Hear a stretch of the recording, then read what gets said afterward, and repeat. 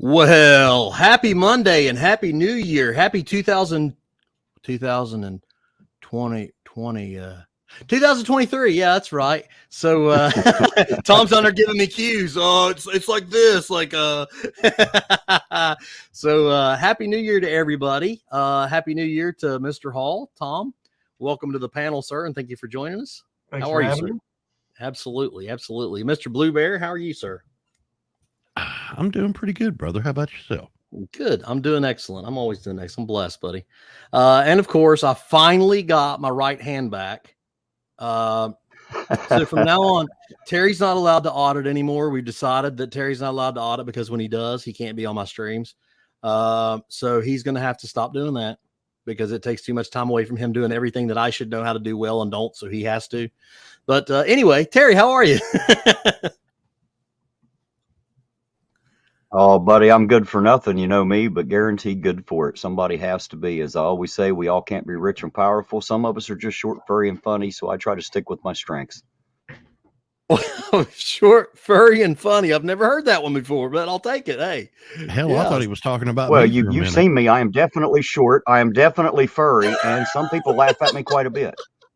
I thought he was talking about his junk. Oh my goodness, Terry, can you check in with the chat, see who we got, buddy? It's been a while since I've actually had him to actually be able to look at the here. chat for me. Get it flipped over here.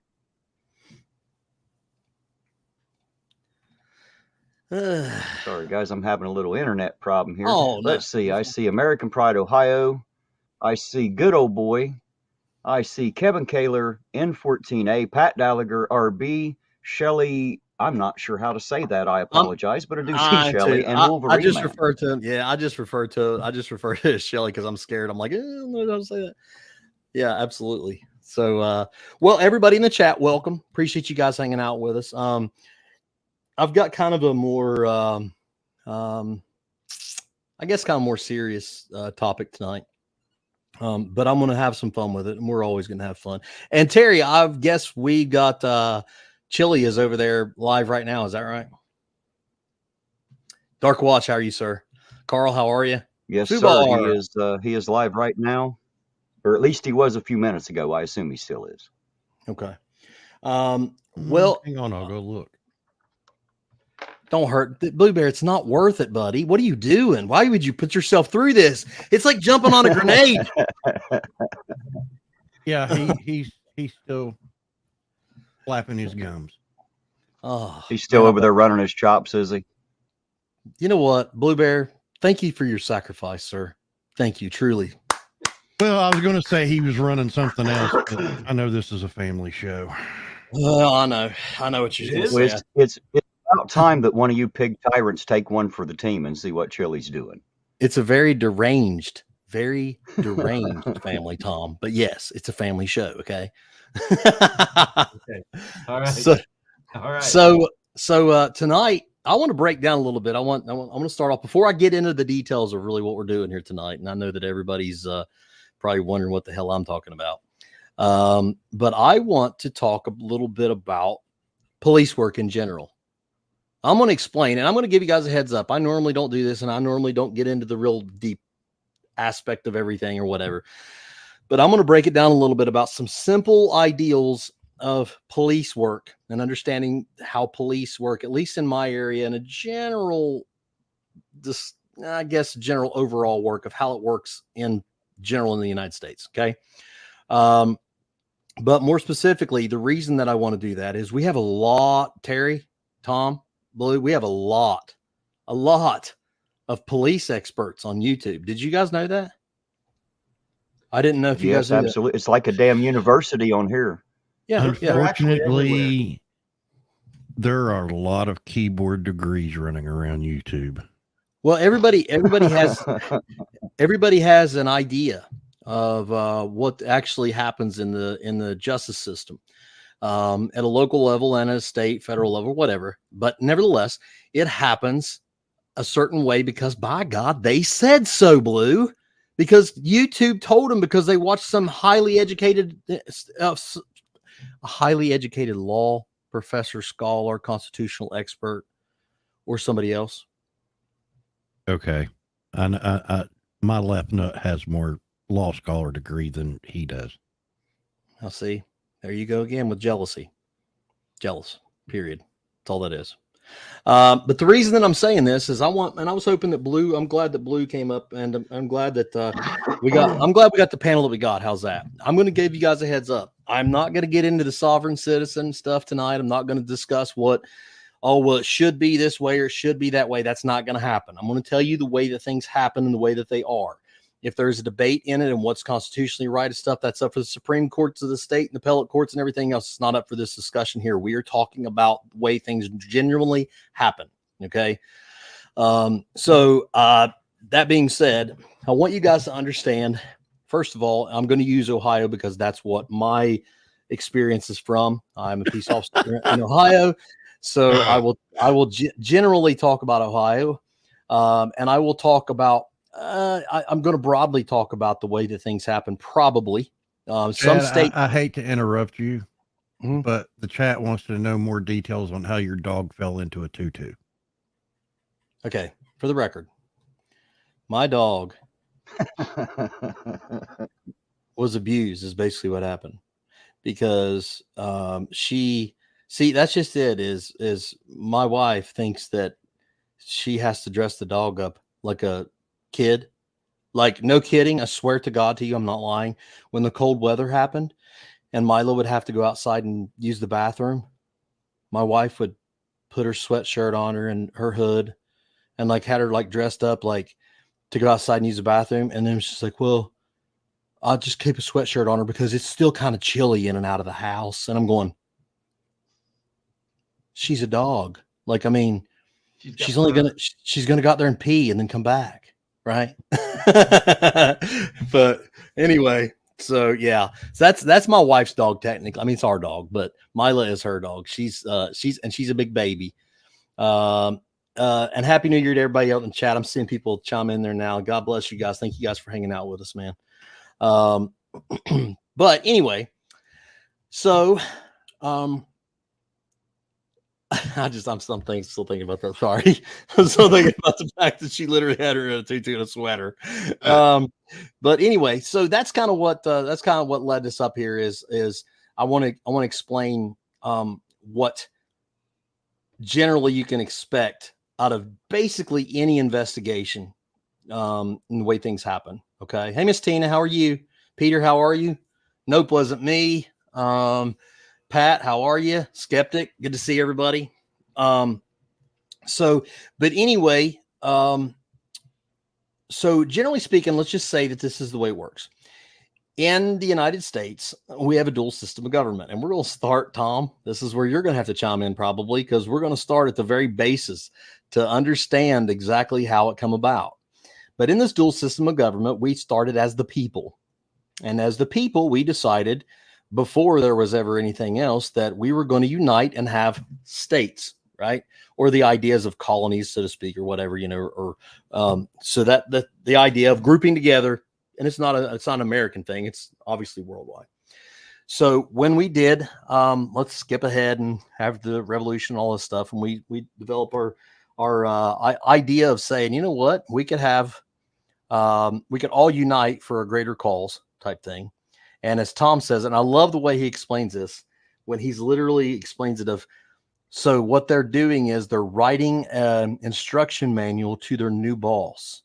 And I've never heard anybody put it that way before, but it makes perfect sense because obviously we know that the supremacy clause basically says that the federal government is the greater good, if you will. So that's the supreme law of the land compared to the states and so on and so forth. And the Supreme Court will handle issues between the states. And let's see, isn't there something else that they are charged with, Tom, besides handling disputes between the states? Not really. I mean, appeals. Right. Appeals, issues between the states. But yeah, they have a very limited scope in what was specifically written in the Constitution. Judicial review, which is the ability to say what's constitutional and not. Some would argue was implied in it. And to me, I don't know why they would need to imply it. If they wanted it in there, they'd have written it. But that's a whole other story. Sure. So, well, nevertheless, we've got a dual system of government. We got a federal government, then we have the state's government. And in the Bill of Rights, the 10th Amendment, all powers that were not given to the federal government, basically by the people, essentially, how it started, but by Congress, were reserved or held or kept by the states. That being said, the one thing that's not necessarily discussed in the Constitution is law enforcement or policing. So that's kind of how that come about, right? So every state was allowed to adopt law enforcement ideals. So basically they say, okay, well, we're going to have laws within the state that allow, the security or whatever for the state or whatever it may be, public safety, whatever. And that's how things in theory will work. Well, I am one of those state people. I am employed by the city of Ironton, Ohio. I am commissioned to the city of Ironton, Ohio. And I am trained and empowered, so to speak, by the Attorney General's office of the great state of Ohio, meaning that I have a certificate from the Attorney General's office that allows me to be a certified peace officer operating in the state of Ohio. Within that, I am a captain of my said police department. In the state of Ohio, we have an elected county sheriff who is elected in each of the 88 counties in Ohio. And then we have municipal police departments. We have township police departments. We have university police departments. We have blah, blah, blah, blah, blah, so on and so forth. And then you have the State Highway Patrol that handles public safety on public roadways. Basically, it's traffic enforcement for a lack of better explanation, or to simplify it. That's what it's designed for. Okay. Within that, we operate under the Ohio Revised Code, which is the Ohio written law that determines what is criminal and what is not. And everything under the 29 section of the Ohio Revised Code is criminal matters. So my experience is under the 29 section of the Ohio Revised Code, which is the criminal elements or the criminal laws that are defined in the Ohio Revised Code. So within that, there are certain things that we have to understand. Within that state law, there's certain things that require they require certain elements to take place. I like to define it like this, and I like to describe it like this to some of the new policemen or young guys and stuff that come out. Imagine if you're given a puzzle and you have a picture. It's on the box, and you can see this picture, right? Hey, Hank. Hey, Sumi. How are you? Aquaman, how are you? Sorry, I'm catching up on the chat as best I can, and I'll try, guys. I apologize. I'm when I start talking with my hands, you better watch it, Tom. You better watch it, because I can reach. I'll reach under that damn box, boy. Looks like tyranny when you do that shit. I'm being tyrannical up here, like a tyrannical Saurus Rex. So anyway, those puzzle, right? And we got a picture. Within each law, let's say a broken law is the overall picture. Okay. In order to get that picture together to where we can identify it, we have to take pieces of a puzzle and put together. Those pieces of a puzzle are the elements of the law. For instance, you'll see language like knowingly, or even sometimes you'll even see recklessly, or you'll say things like cause or attempt to cause, or attempt to knowingly cause, or something like that. Those are all potential definitions of elements.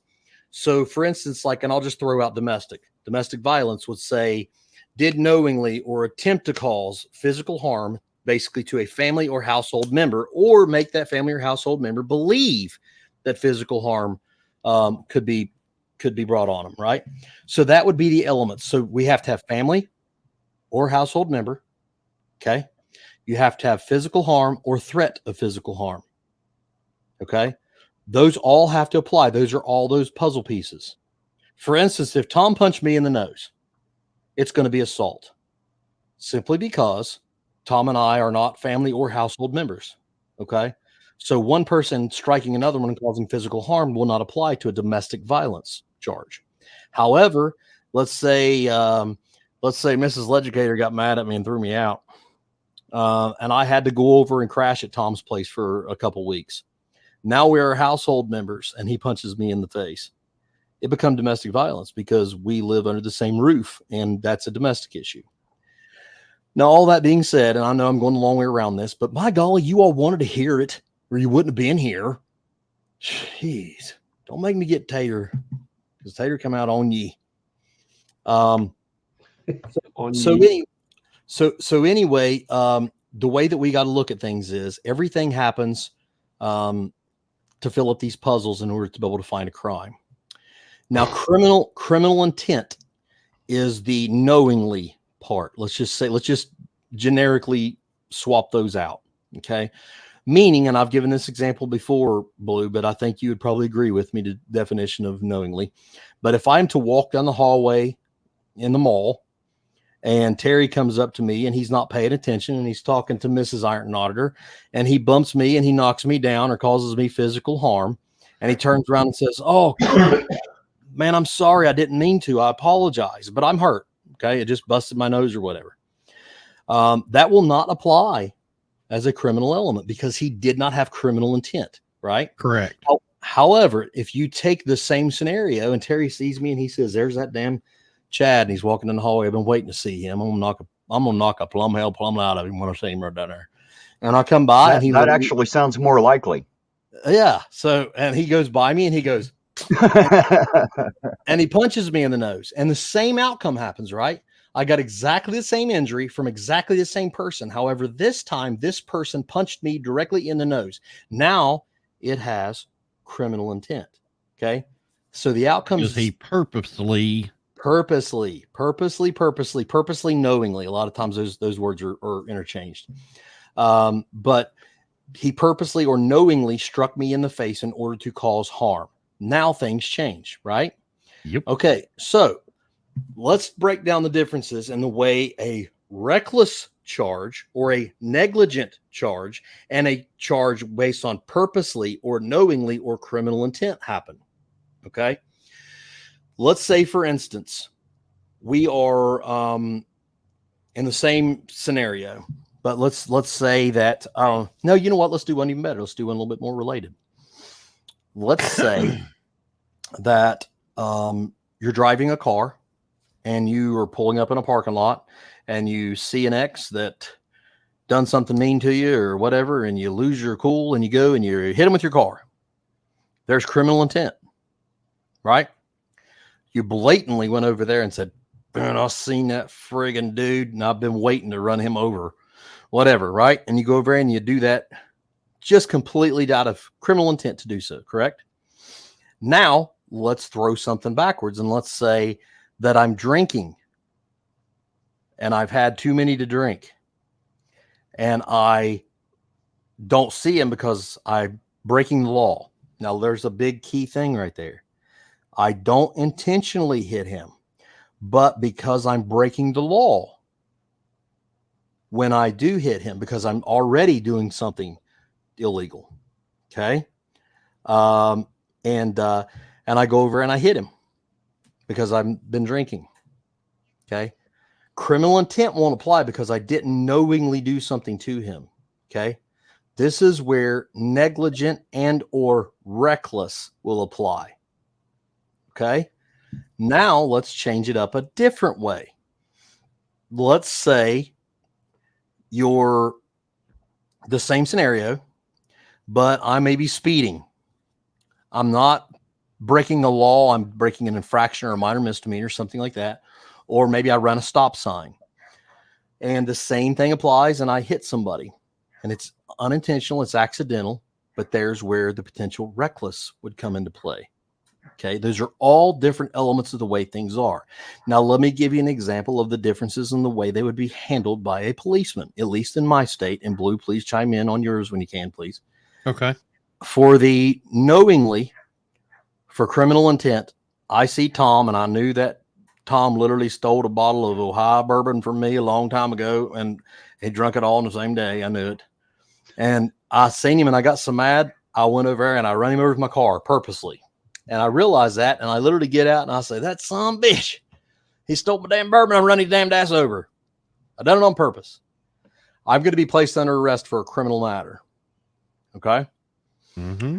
Let's say we go over to the recklessly, negligently type side, and I'm drunk. I'm the one that found a new bottle of bourbon. And I said, whoop. I go over and I hit the Tom, and I'm drunk as a skunk.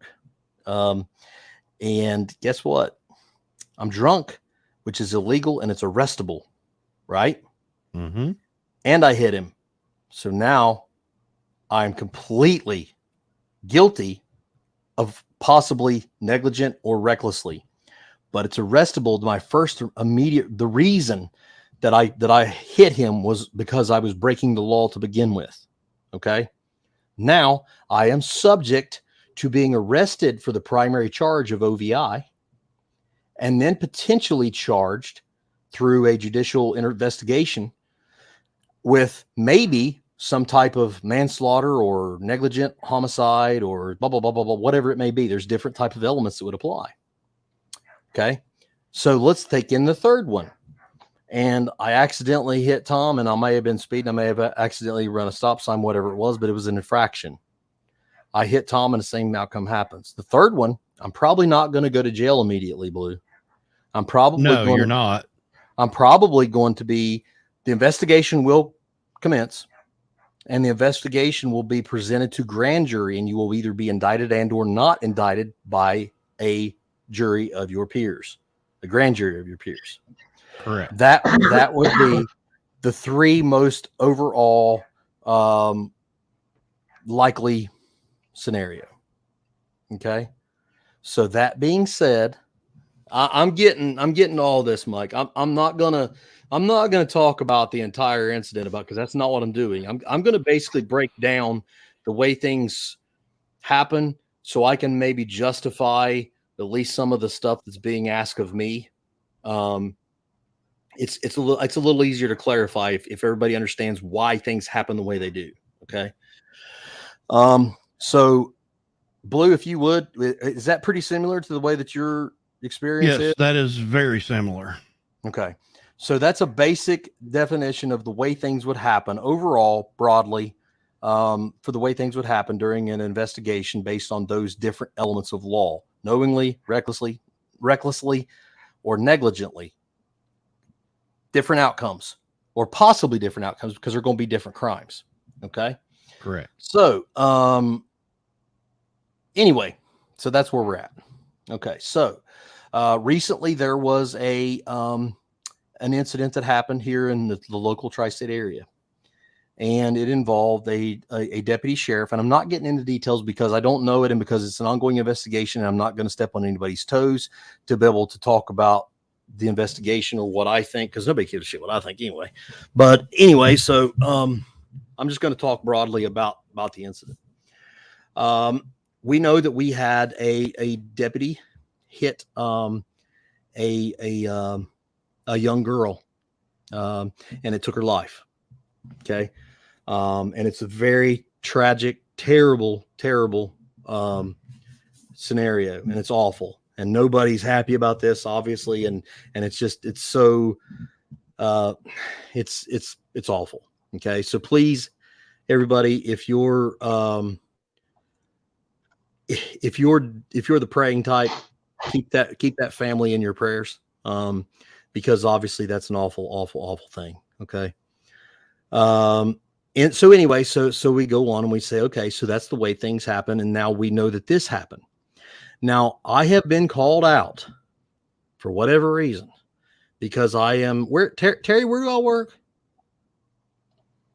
What's that? Where do I work? You live in like California, don't you? No, I live in the United States.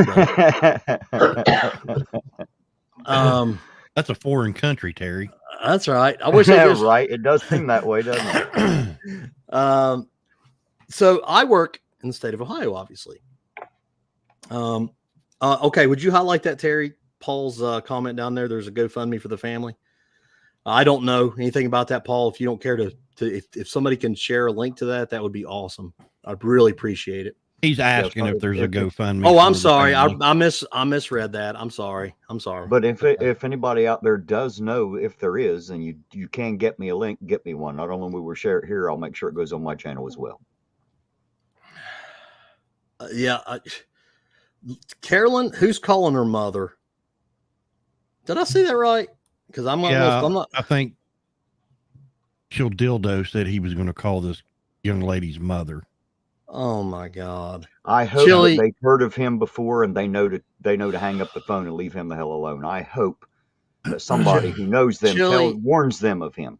Chili, if you're listening, which you're not, but if you're listening, if somebody can relay this to Chili, look, if you want to fight your so-called self-righteous whatever thing, that's perfectly fine. You got all the freedom in the world to do so, but please let these people grieve. Let this be over with first before you. I mean, Jesus Christ, what a nasty thing. Anyway, Terry, would you highlight the next one down? We have a celebrity in the side chat. It is the plot hole. Hey, it's the plot hole. How you doing? And I gotta say, hello, Johnny O. Hey, Johnny O, if you want to come up, man, we're talking about cop stuff and policing and stuff and freedom. I don't know what we're talking about. I don't even remember now, but hey, come on up. Y'all do. But anyway, I know you're right, Johnny. You're right. He's listening because he's thinking that I'm saying something. So, Chili, let me just give you some advice. Leave these people alone. Hang on, Johnny. I'll send it to you. So I would like for Chili to have enough respect. I know that's probably too much to ask, but enough respect to say, you know what, dude, chill out for a little bit. Just chill out. You know, that's just a very nasty thing to do, in my opinion. But anyway, so yeah, I know, Lady Star. And let me tell you this, unofficially, this is what I was told. And please, okay, before everybody starts hammering me when this comes out, I was told kind of through the vine that he passed field sobriety and that he was not impaired. That's as much detail as I know. Well, Legicator, I actually read on a official news source. Officials. That the field sobriety test and the I don't know if they did blood or breath, but the actual other test were both negative. Mm-hmm. And that came from a local news station in that area. Okay. I'm assuming WSAZ probably. Yes. Okay. So there you have it. WSAZ basically is reporting via Blue Bear, our analyst or our reporter reporting live here from the scene. Johnny O, what's up, brother? What's going down, everybody? What's this I hear about Cholito? What is he doing now? What is this? I think he's eating. Do you really want to know? I think he's eating paint chips again. I don't know. Did you ever stop? Did you ever stop eating paint chips? You kind of got to wonder if he just walks around sucking on a lead fishing sinker or not, you know? Well, here's the thing. He stops eating the paint chips while he's licking the windows on the short bus. Okay. Hey, I wasn't sure. Hey. Don't you make fun of the short bus, sir. Why, I drive one. So we're permanent residents on a short bus. Not me, but some of us. But you know people, right, Johnny? I know a guy. So, Johnny, what we're talking about is, and I was doing an overall breakdown, but there was a very tragic incident that happened here close by. And I'm not getting into details because there's still investigation going on, and I don't want to sound like that. I'm not going to open those worms up. But here's what we got. We got a young girl, a very young girl, I believe 13 years old, Blue. Is that right? Somewhere around there? Somewhere in that neighborhood, yeah. Okay, so a teenage girl, let's just say, was struck by a police car, I believe, while crossing the street, and it took her life.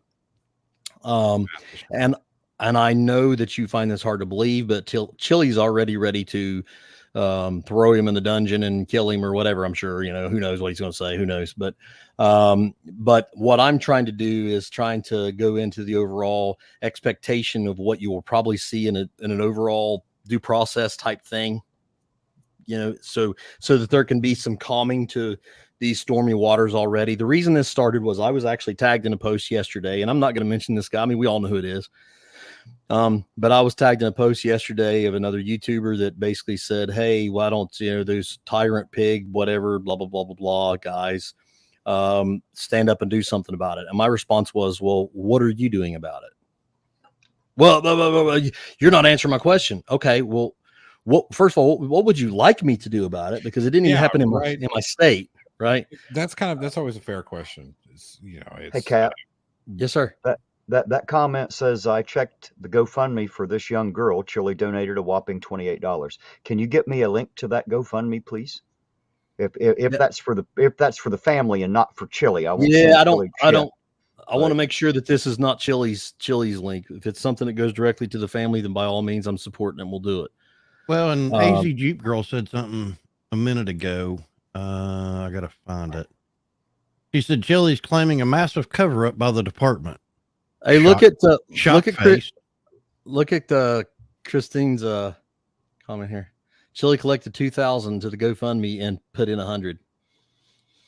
So who knows? That wouldn't surprise me. It's not the first time he's done or he's been accused of things like this. I want to make sure. Allegedly, this is par for the course for Chilito.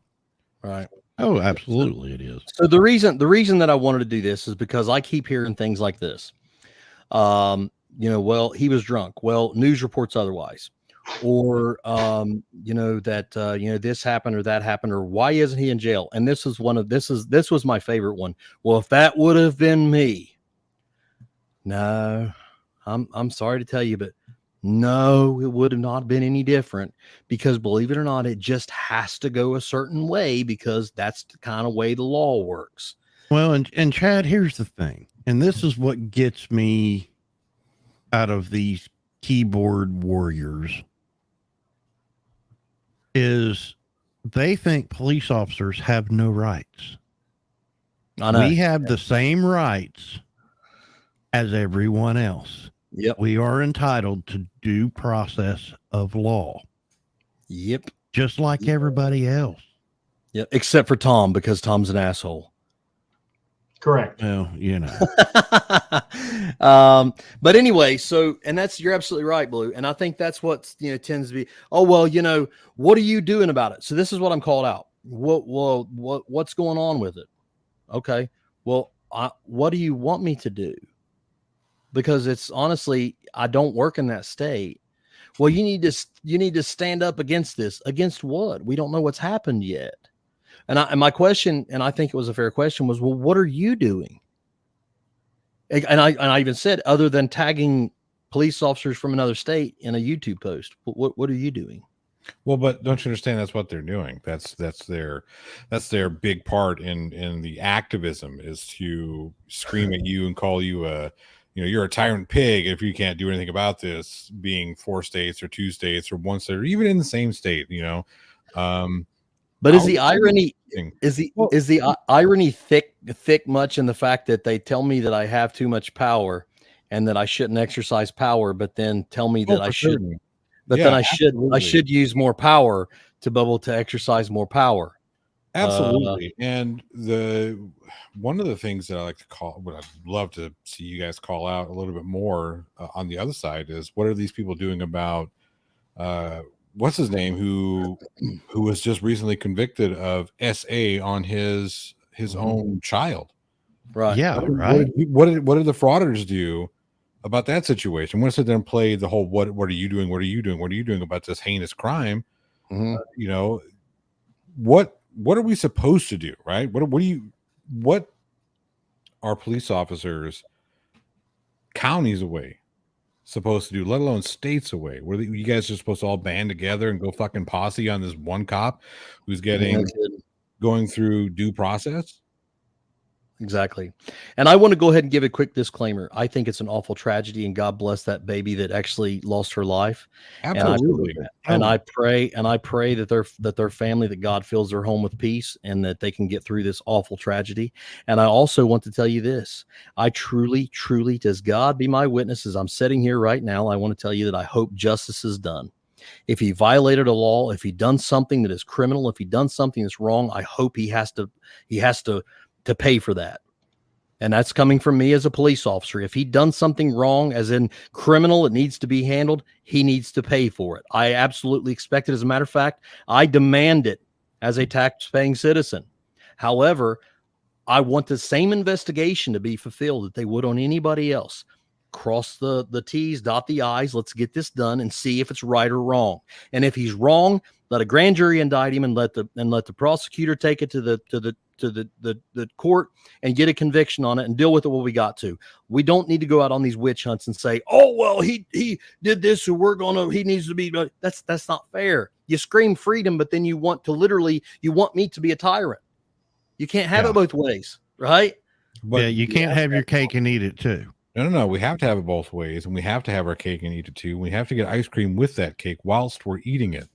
Well, just for the record, no, Johnny, while someone is feeding it to you. Well, okay, I'm sorry. Yes, I forgot. Well, what kind of cake is it? Just for the record, because I mean, I'll be honest with you. If obviously it's going to be devil's food, duh. Oh.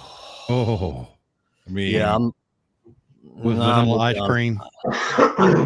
I can't. I'm gonna have to have my cake and eat it too. Sorry. There you go. Look, I mean, here's the thing. I have been very critical of police in the past. I still am, right? Because I do think that you should be held to a much higher standard than I do when it comes to a lot of this shit. I don't think there's going to be a legitimate police officer out there who does not agree with what I just said. Because you guys receive special training that I don't receive, I do think you should be held to a higher standard, right? Sure. On the flip side, that doesn't mean that just because something happens means that we automatically need to cut your fucking knees out from underneath you. Right. That's not holding you to a higher standard. That's holding you to an impossible standard. Well, not only that, but I'll tell you something else it does, Johnny, is it literally puts the power back in the hands of the accusers, which they gripe at us about being. Right. Yes. That's tyrannical. You have That's a guest exactly in the backstage, sir. Uh-oh. Oh, sorry about that, guys. Oh, Miss Tina. Hi, Miss Tina. How are you, dear? Hey, Tina. I'm doing well. How is everyone? Well, first of all, it has been a while since we've heard from you. So, yeah, it's good to have you on here. And yeah, I'm doing good at least. I'm griping. I know. And I just have to say that anyone watching, want to point out a couple of things, because another YouTuber went on the offensive and attacked Chris Perry on his community page over this same incident. And he has to understand, Chris Perry's a councilman for the city of Ironton, Ohio, not for Huntington, West Virginia. Yeah, it has nothing to do with that. Yeah. Exactly. He has absolutely nothing to do with it. He has no power. He has no say. I mean, that's basic logic, I guess. But that's where you're wrong, Tina, because you can't ever assume that anything is logical or common sense, because that just escapes some people. Well, this is true. And this is somebody that is one of Chili's staunch supporters. I'm guessing, and Tina, you probably know this answer already, and I'm not going to mention it, but is it the same one that attacked me? Oh, yeah. Okay. I want to answer really quick. I'm sorry. I want to answer a question by Fubar in the side chat. Sure. Absolutely. In the execution of your job as a military trained person, if you are operating in a capacity that you have been trained for, absolutely should be held to a higher standard. That's why we put you through that training. You are supposed to be an expert in that field, and whatever your training is, 100% should you be held to a higher standard whilst in the commission of your job. For the record, I want you to know that Tom in the hall pass up there is actually a graduate from is it Whiskey University, Tom? Yeah. Wait. I've called. So that means that he is held accountable for how much bourbon he drinks too. Yes. I do. And you better a higher standard. To me, held to a higher standard is all about to whom much is given, much is required kind of attitude. Sure. With great power comes great responsibility. Right from Uncle Ben. Right. To me, so it's an abuse. It's an abuse of what's been given to you, not a higher standard as in Well, since Plothole was talking about military training, it's not a higher standard as in to marksmanship. If I shoot somebody and I shouldn't have shot them, I should be held to the same standard as someone with no authority or whatever. But it's to me, it's not about the training in that sense. To me, that's sort of the way you get punished as part of your job, not in the criminal code. You're held to a certain standard professionally because of what your training is. Right. But it's only about abusing what has been given to you that I believe is the good version of held to a higher standard. Well, and I think that's what he's referring to. And I'm not trying to speak for you, Johnny, but I'm not sure either. What I took away from that is if it falls under that knowingly, purposely, recklessly, or negligently, those things need to be filtered. Need to be filtered a little greater. For instance, that's where that's going to come into play, because someone that has training in a subject matter it's going to be hard to say I didn't know any better. Whereas your average citizen could say I didn't know any better. Now that part I understand what you're saying, but to me that's not a different standard. That's just the standard. We know that person knew. We know this person didn't know. Well, I think so. Yeah. Let me see if I can't clear this up. So let's say we need to speak with a doctor about, I don't know, we have a bad heart, right? We have to go see a doctor. So we go see our primary care physician. Our primary care physician, not being a cardiologist, will refer us to a cardiologist, right? Sure. Now we have a different expectation of what that cardiologist is going to give us or provide for us over our primary care physician.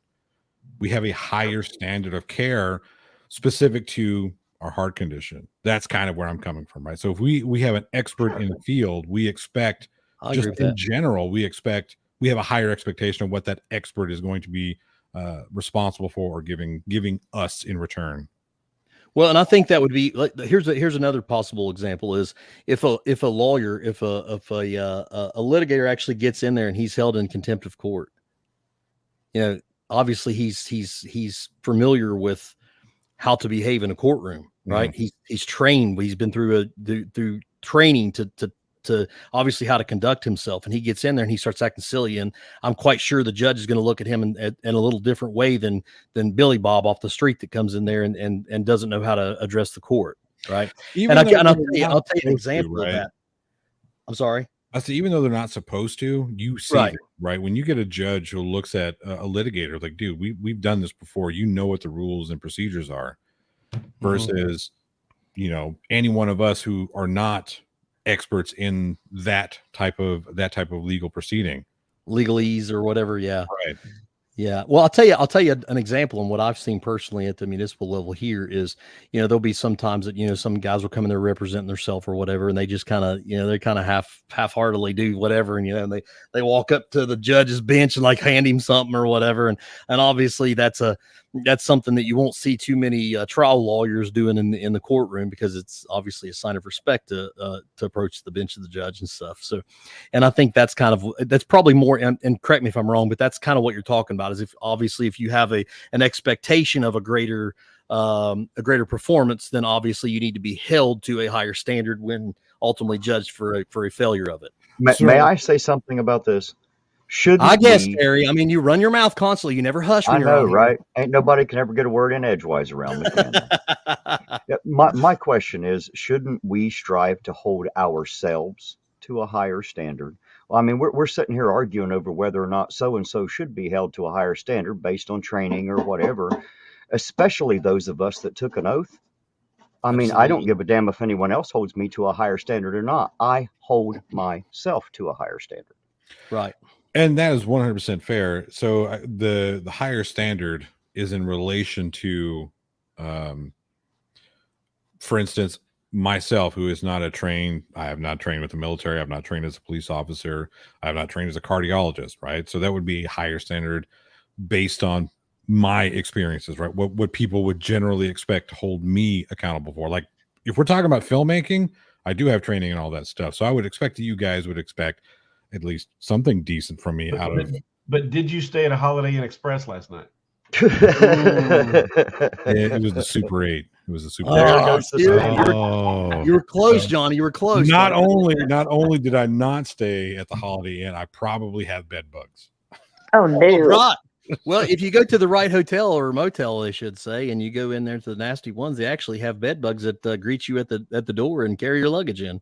Well, just remember, if you go to the Motel 6, they'll leave the light on for you. Don't forget. That's right. Turn that damn light off so I can get some fucking sleep. No. So the reason I'm saying this, Terry, and the reason that I'm going through all this and to kind of have this stream is because of this. I was literally told, what am I doing about this? And my answer is, well, what are you doing? If we really aren't any better than you and we really don't have any power and we really are this and everybody's free and all this stuff, then why would you automatically assume that I'm going to act on something outside of my jurisdiction any different than you would? It's outside of my jurisdiction. It has nothing to do with my job. Well, either way, he still has this day in court, right? It's absolutely. Well, and I know Highlight Lady started 11:46. Someone. Which one? Oh, 11:46. Yeah. A man's character is a sum of all of their thoughts. Absolutely. And I think it's more while you all were sitting here talking about this and being held to higher standards, I'm thinking to myself, well, somebody with a good character is going to hold themselves to a higher standard. Right. Regardless. So it all boils down to the character of someone and the morality of someone. Oh boy, now you're tiptoeing on something that's if you have good morals and character, then therefore you're going to have higher standards. I always tell them they need to have morals and scruples, Blue Bear. Morals and scruples. That's all it takes. If you hold yourself to a high standard, it's likely that you won't have to be worried about the standard that others hold you to. Exactly. And I think that's pretty much in line with the quote that I actually posted, and I'm going to look it up because I can't quote it. I admit it. But I'm going to look it up on my community page right now, and the one that started all this grief, just because I hate to say I chuckled at it, but it was just the irony and the fact that I was kind of being, and this was from Thomas Paine. It says, a body of men holding themselves accountable. Nobody ought to be trusted by anybody. If they're not holding off my Facebook. Yeah, I probably did. I might have actually. Or either that or it's off another group that we're both on or something. I don't know. But you shared it from mine. I know that. Oh, did I? Guys, okay. Well, then I think we need to say something about a higher standard. What we mean by that is not that you have to be any more law abiding than anyone else. There's no way to do that. You know what I mean? It's the idea that while you are being that, you screw up less than other people. Not that you're punished worse if you don't do the right thing. Exactly. And that's not what a higher standard means. Exactly. No, when I say it in regards to courts and the justice system, what I mean is when it comes time after you've already fulfilled the letter of the law and you are guilty, at that point, what we do with you should be worse if you've been given public trust or something than someone who hasn't. That's what I mean. You shouldn't be able to break the law at a lower standard just because you're, a cop or a lawyer or whatever. The law is the law. It should apply to everyone equally. Correct. Right. It's what we do with you after guilt has been established that I'm referring to. Exactly. And that's what I think that's what we've all been saying without coming right out and saying it is ultimately. I think we should go back to public whippings on the courthouse lawn. I think that'd stop a lot of people from doing stuff just to be publicly whipped. I think you would see a sharp increase in petty crime. If For we start public whipping, not spanking, we're talking whipping. Yeah. No, I know what you're saying. Look, if you gave people the option to choose their whip, you would see a sharp increase in petty crime just for those whippings. Just putting that out there. There'll be people who want some cat of nine tails, or maybe we know who you've been dating. Excuse me, sir. I have been happily married for 2 of the past 15 years. Let me ask you this: Has she been happily married during any of it, Johnny? I didn't think to ask. That may have something to do with it, right there. Just look, like I remember do you guys remember that old show that used to be on called Dinosaurs back years ago, and that had had the darkest ending of all sitcoms I've ever seen. The darkest ending. I probably don't want to know, Johnny, because you're going to ruin it. You do want to Really? know. Yes. Well, let me tell my skit here then, and I'd like for you to share it if you don't care, because I don't really care. I mean, it's already over and gone. So, Oh, yeah. But anyway, so there was this one time, and he was talking to his buddies. The dad was, right, and he's talking to his buddies, and they're saying, "Hey, you're gonna come bowling, whatever Wednesday night." And he goes, and he's got this real glum look on his face. He goes, "Well, I can't." He goes, "What do you mean you can? It's like league play, yada yada yada." And he goes, "But I can't." He goes, "It's Fran's anniversary," and then he goes, "It's mine too, kind of, if you think about it." I was like, yeah, that makes perfect sense. Like, no, it's the wife's anniversary. And then you go, wait a minute. I think it's kind of my anniversary too. Yep. I got tickled by that one, man. So, all right. So you got to tell me what the ending is. I mean, if it's something you can describe, is it It's describable? Or? Yeah, it's super dark. So it basically, because we all know how the dinosaurs ended, right? Big fucking meteor hits, Sure. Kills them all. That's kind of how the show ends. Oh, yeah, like legit. Yeah, like there's a meteor impact and everything's dying off, and it's so bleak. You're like, oh man, I've been laughing at the show for 3-4 years, and we're gonna end it like this. Jesus, wow, yeah, that is kind of dark. Really rough for a show that was kind of kid friendly, you would think. Yeah. And the little baby kept saying, "Not the mama." You know that that was played by the same guy who voiced and puppeted Elmo. I can see that now. Yep, I can too. Wow, that is so crazy. Let's see here. Let's see what it says. Miss Carolyn says, Chili is sending his people to go harass the house around where the young girl Are you serious? What the hell is wrong with this guy, man? Please don't do that. Please don't. Leave these people alone right now. Let's get this over with. Let them grieve. Let them love on each other for a little while and their family, and let them grieve. And then if you got a problem with the outcome, if you don't like what the Cabell County Sheriff's Office does, if you don't like what the West Virginia State Police does, or HPD, or whoever it may be, then go voice your opinions about stuff. But you don't know what's happening yet. Jeez. Well, he's got spies everywhere, sir. Oh, of course he does. No, he thinks he does. He's got. Dad, do you know the sound?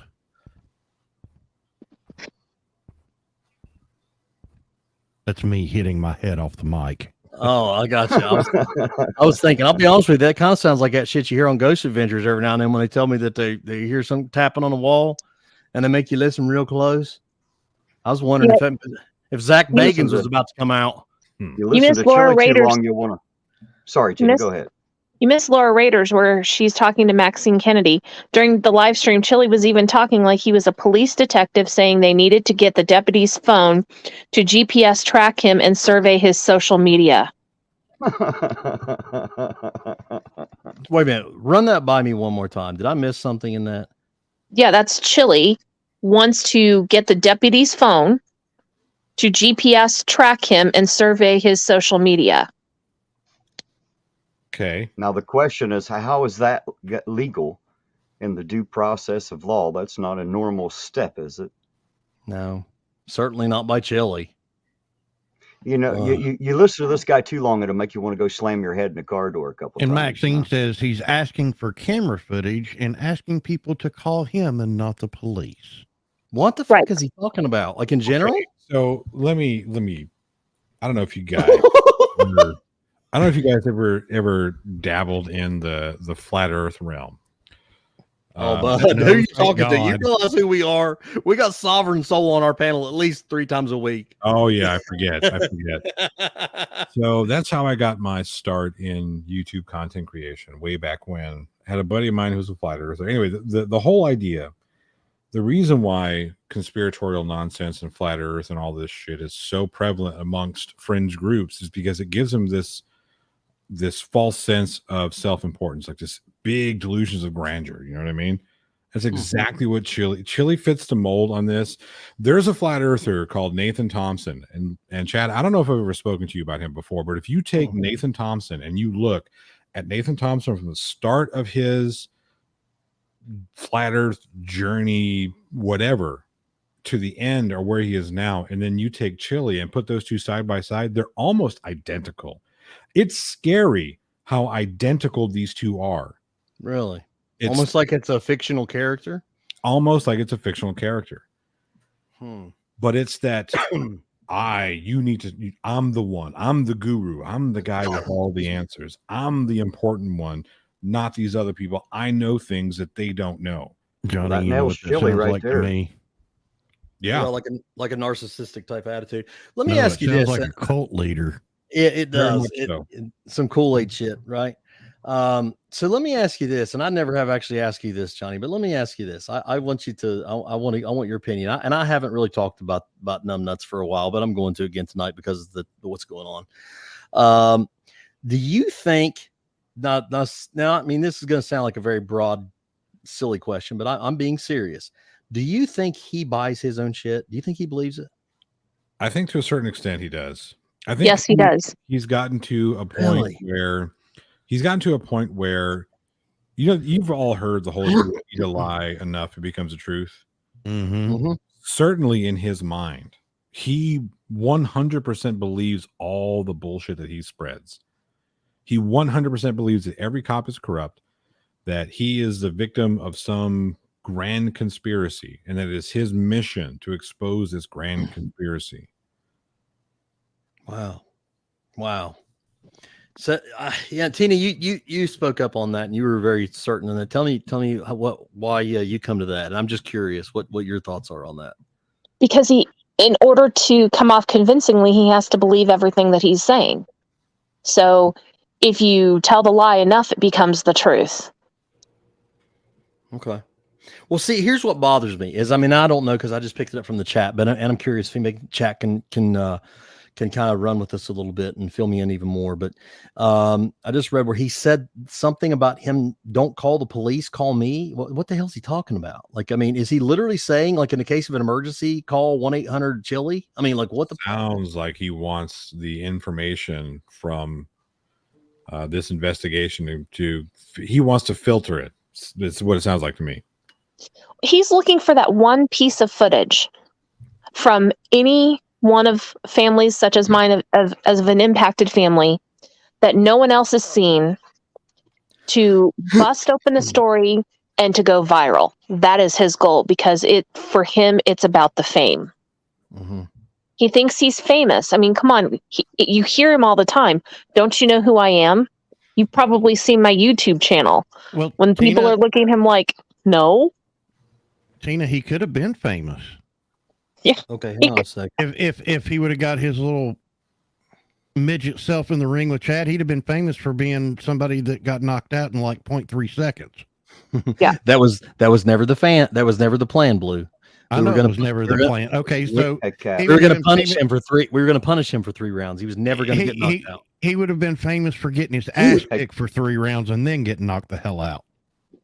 This is true. Hey, Cap, But can I ask the chat something? Yes, sir, buddy. Does anybody out there know how to verify a GoFundMe link? Like, who started it? I mean, can anybody just say anything and start one? I don't know anything about it. I have been given a link, and I would love to post it, but I need to know that it's an official link going to the actual people, because if it's not, I'm not going to direct money away from them for damn sure. So you can send that to me. Do you have me on Discord? You got my Discord, yeah? Put it in the private chat, Terry. Put it backstage. Put it in the private chat. That I can do. Give me just a second. And I sent you another message in the private chat, Terry. I had a typo in that last one. Well, it's concerning to me that under the circumstances that somebody would be so crude as to make those statements about showing up at people's houses and calling these grieving parents on the phone and stuff during this time. This is not the time, Chili. You wonder why people don't like you, dude, for real. Do you really wonder why so many people literally that you're infamous and not famous? It's for stupid shit like that. That's why, because people don't like an asshole, and you genuinely come across like an asshole. Leave these people alone. Let them grieve. Seriously. I mean, wow. It's because grieving people are so caught up in their emotions that sometimes logic goes away, and it's a perfect opportunity for Chili to step in and be the quote unquote savior, because that's how he's been from the TikTok days with the Black community all the way through me, through Christy, through everybody he's come in contact. He wants to be that quote unquote white knight, that savior complex that he's always shown. And he wants to be famous. It is about being famous for him. Well, somebody just put in chat that he is done streaming. So. Hey, Cap. Oh, he'll be here in a minute. I need to make a correction and a retraction here. I've been putting out a link, and Blue Bear gave me the real one in the back, the private chat.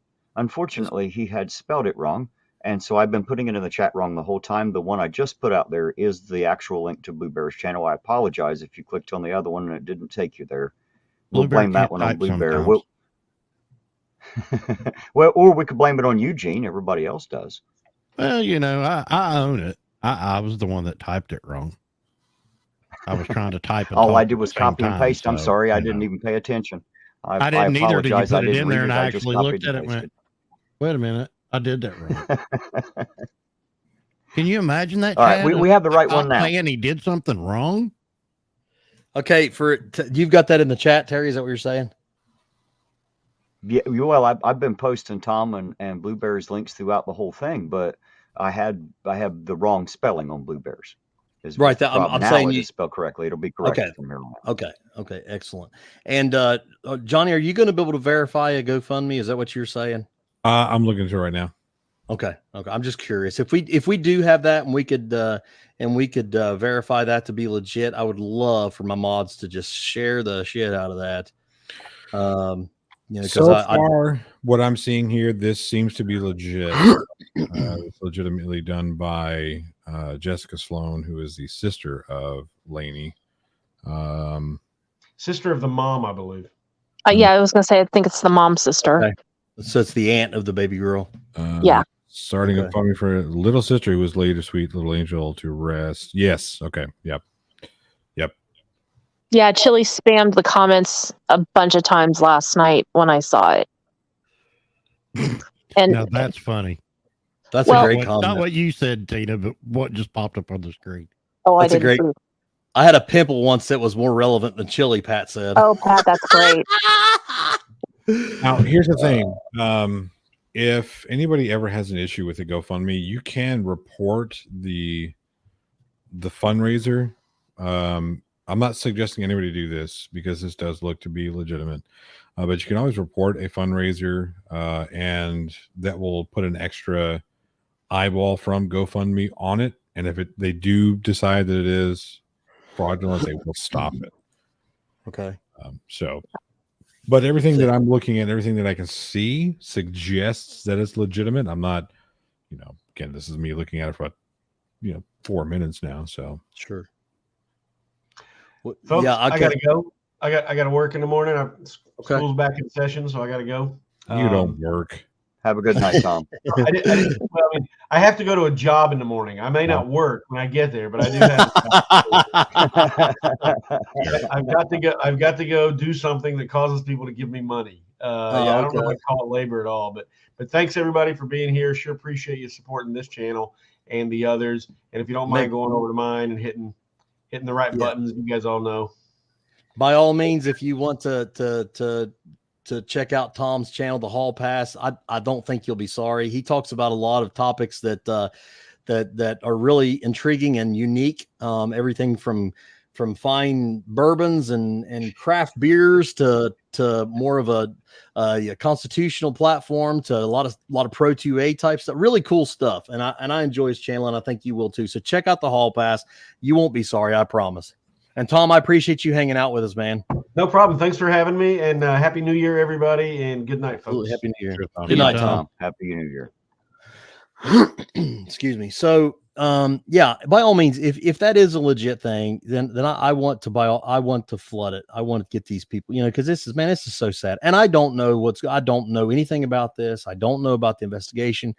I don't know anything about anything when it comes to this, other than the fact that we have to understand that there is a due process. There's a general a way that the things happen. And if he's wrong and he's guilty of something, then hang the bastard.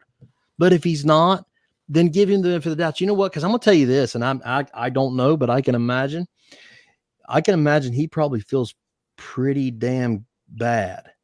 Can you imagine having to live with that? right? Like, I mean, how awful that would be, you know, to have to live with that, to know that you took a life of a baby. I mean, a 13-year-old child. Wow. And also, justice is slow. Nothing is instantaneous, and sometimes sometimes they get it wrong, and it has to come out in other means and ways. And I'm a living testament to that. And also keep in mind that justice is slow by design. Mm-hmm. It's supposed to be, because if it's not, then we're going to get knee-jerk reactions, and we're going to get emotional reactions, and it's not going to be justice. It's just going to be tyrant. That's exactly what we always get accused of in the law enforcement industry anyway, right? At least by the 1A community. Well, and I have put that link out in the chat. Don't call them the 1A community, okay? Because that gives them legitimacy when talking okay, you're right. I'm sorry. You're right. Let's say within the frauditor community. How's that? Works. Yeah, that works, because it is definitely a fraudit. Because I'm a huge 1A guy. You guys, I want to clarify that. I'm a 1A guy. I'm a 2A guy. I'm a freedom guy, right? So I don't want that to be misconstrued either, because I'm absolutely all about freedom, and I don't want anybody to think otherwise. However, there are some times that just because you can do something doesn't mean that you should. Les Paul, just for the record, we were just talking about that he actually didn't have any alcohol in his blood, I believe. Yeah, 0.0 after 2 tests. So, but we know they're fake, right? Those tests were faked. Absolutely. Obviously, they had his grandmother blow and give blood. Well, Chad probably drove all the way down there. Chad probably drove all the way down there and blew for him. That's probably why. Terry, shh, I'm going to have to mute your damn mic. You keep letting people in on this. No, I honestly, we shouldn't be making too light of the situation. It is You're right. a terrible thing, but it's just funny that they'll look at this stuff and they'll say, well, no, obviously it's a cover-up. They're covering up for him. And here's a bitch of it, right? It's not far-fetched to think that this would be a cover. There would be a cover-up. It's not far-fetched, right? Because it has happened before in the past. I'm not saying it's like, oh, it happens every other day. It has happened in the past. Right. I can understand that. Absolutely. And part of that distrust, and I can understand the distrust. I can absolutely understand it.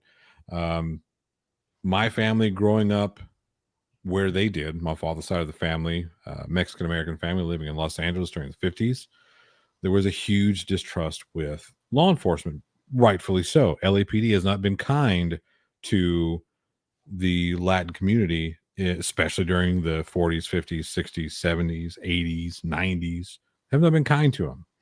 Right, wrong, or indifferent, for whatever reason, it doesn't really matter. So I can understand the distrust.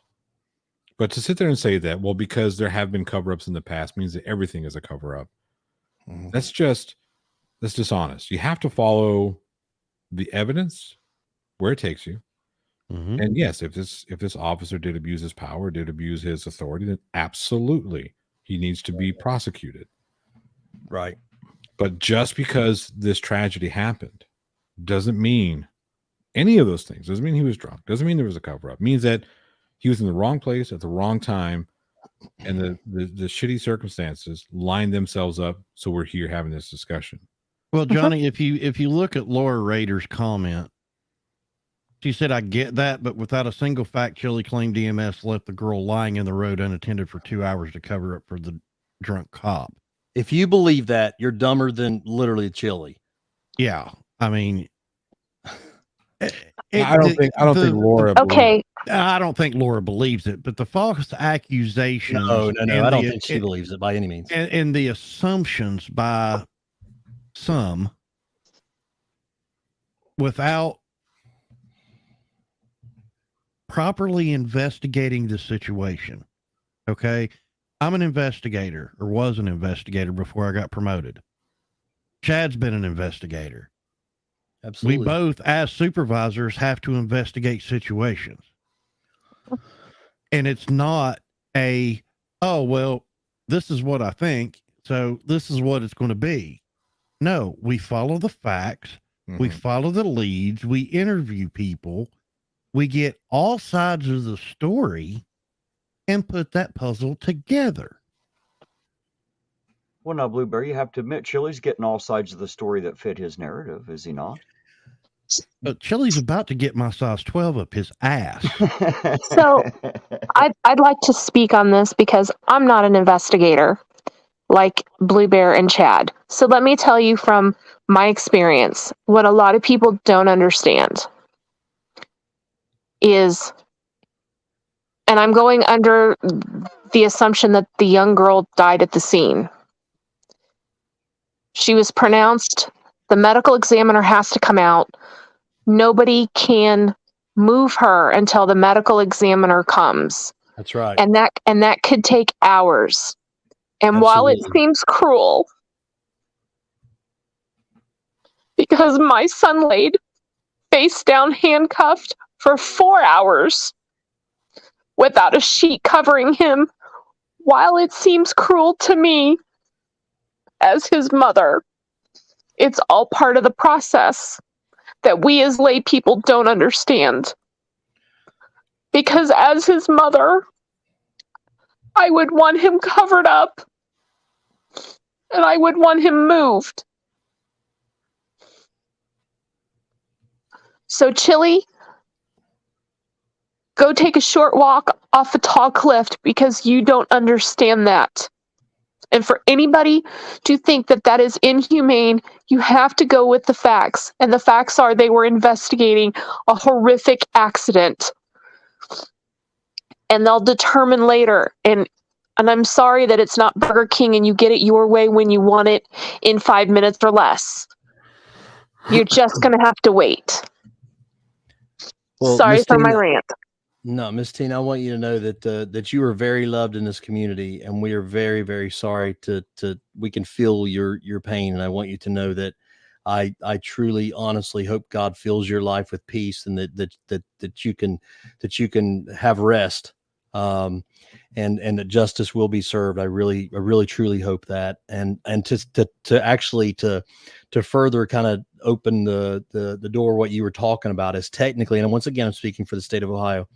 But we have a coroner, and not an actual medical examiner in the state of Ohio. We have county elected coroners, and in the state of Ohio, if it is a suspicious death, whether it be a criminal death, whether it be something over a drug overdose or whatever it may be, if it's not of natural causes, not only does nobody touch the body, but we are forbidden by law to touch the body. I was It's just about actually- to ask. I thought that was The- pretty much like SOP statewide, countrywide, that under suspicious circumstances, I wasn't for certain, but I thought that it was legally, you guys were legally prohibited from Absolutely. acting in order to keep accusations of tampering, to keep accusations of all Absolutely. that We stuff out of it. generally speaking, if we have a suspicious death, let's just say a male subject in his 30s or whatever, right? That's obviously not a normal thing that a male subject in his 30s would just die suddenly.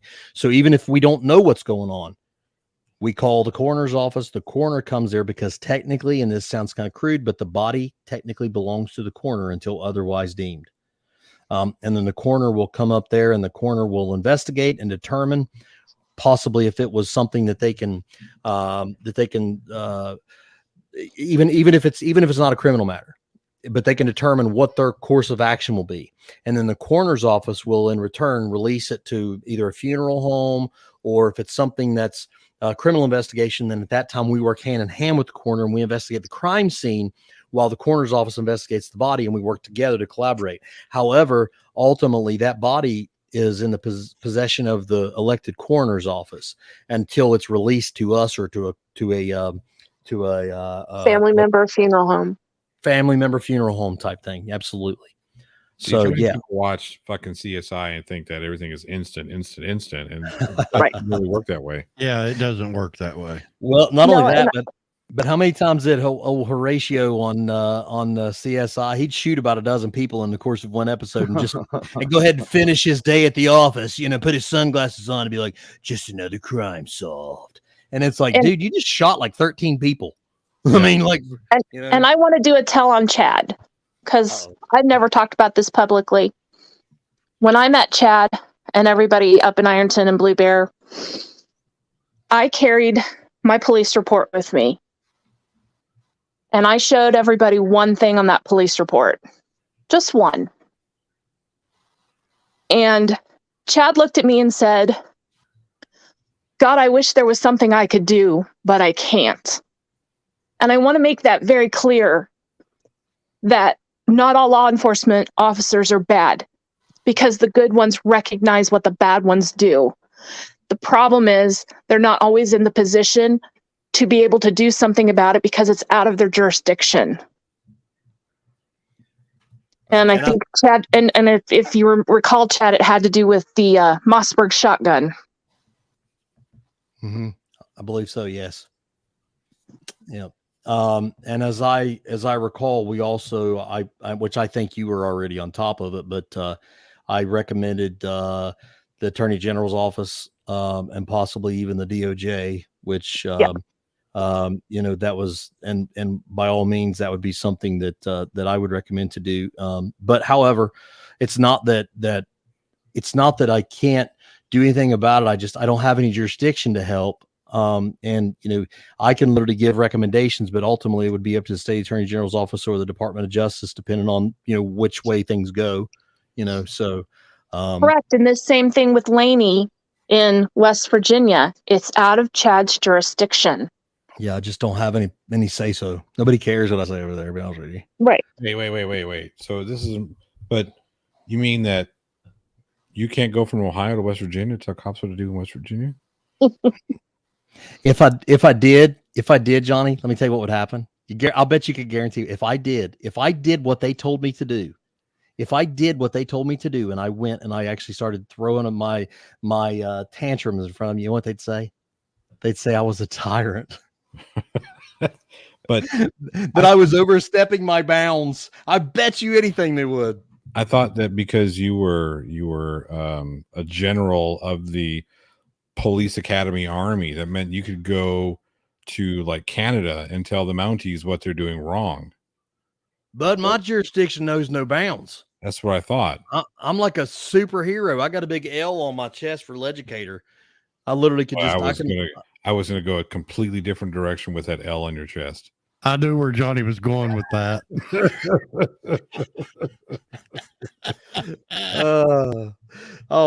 But yeah, I don't know. Did you see it, Johnny? Did you see what I'm referring to on what I was tagged in?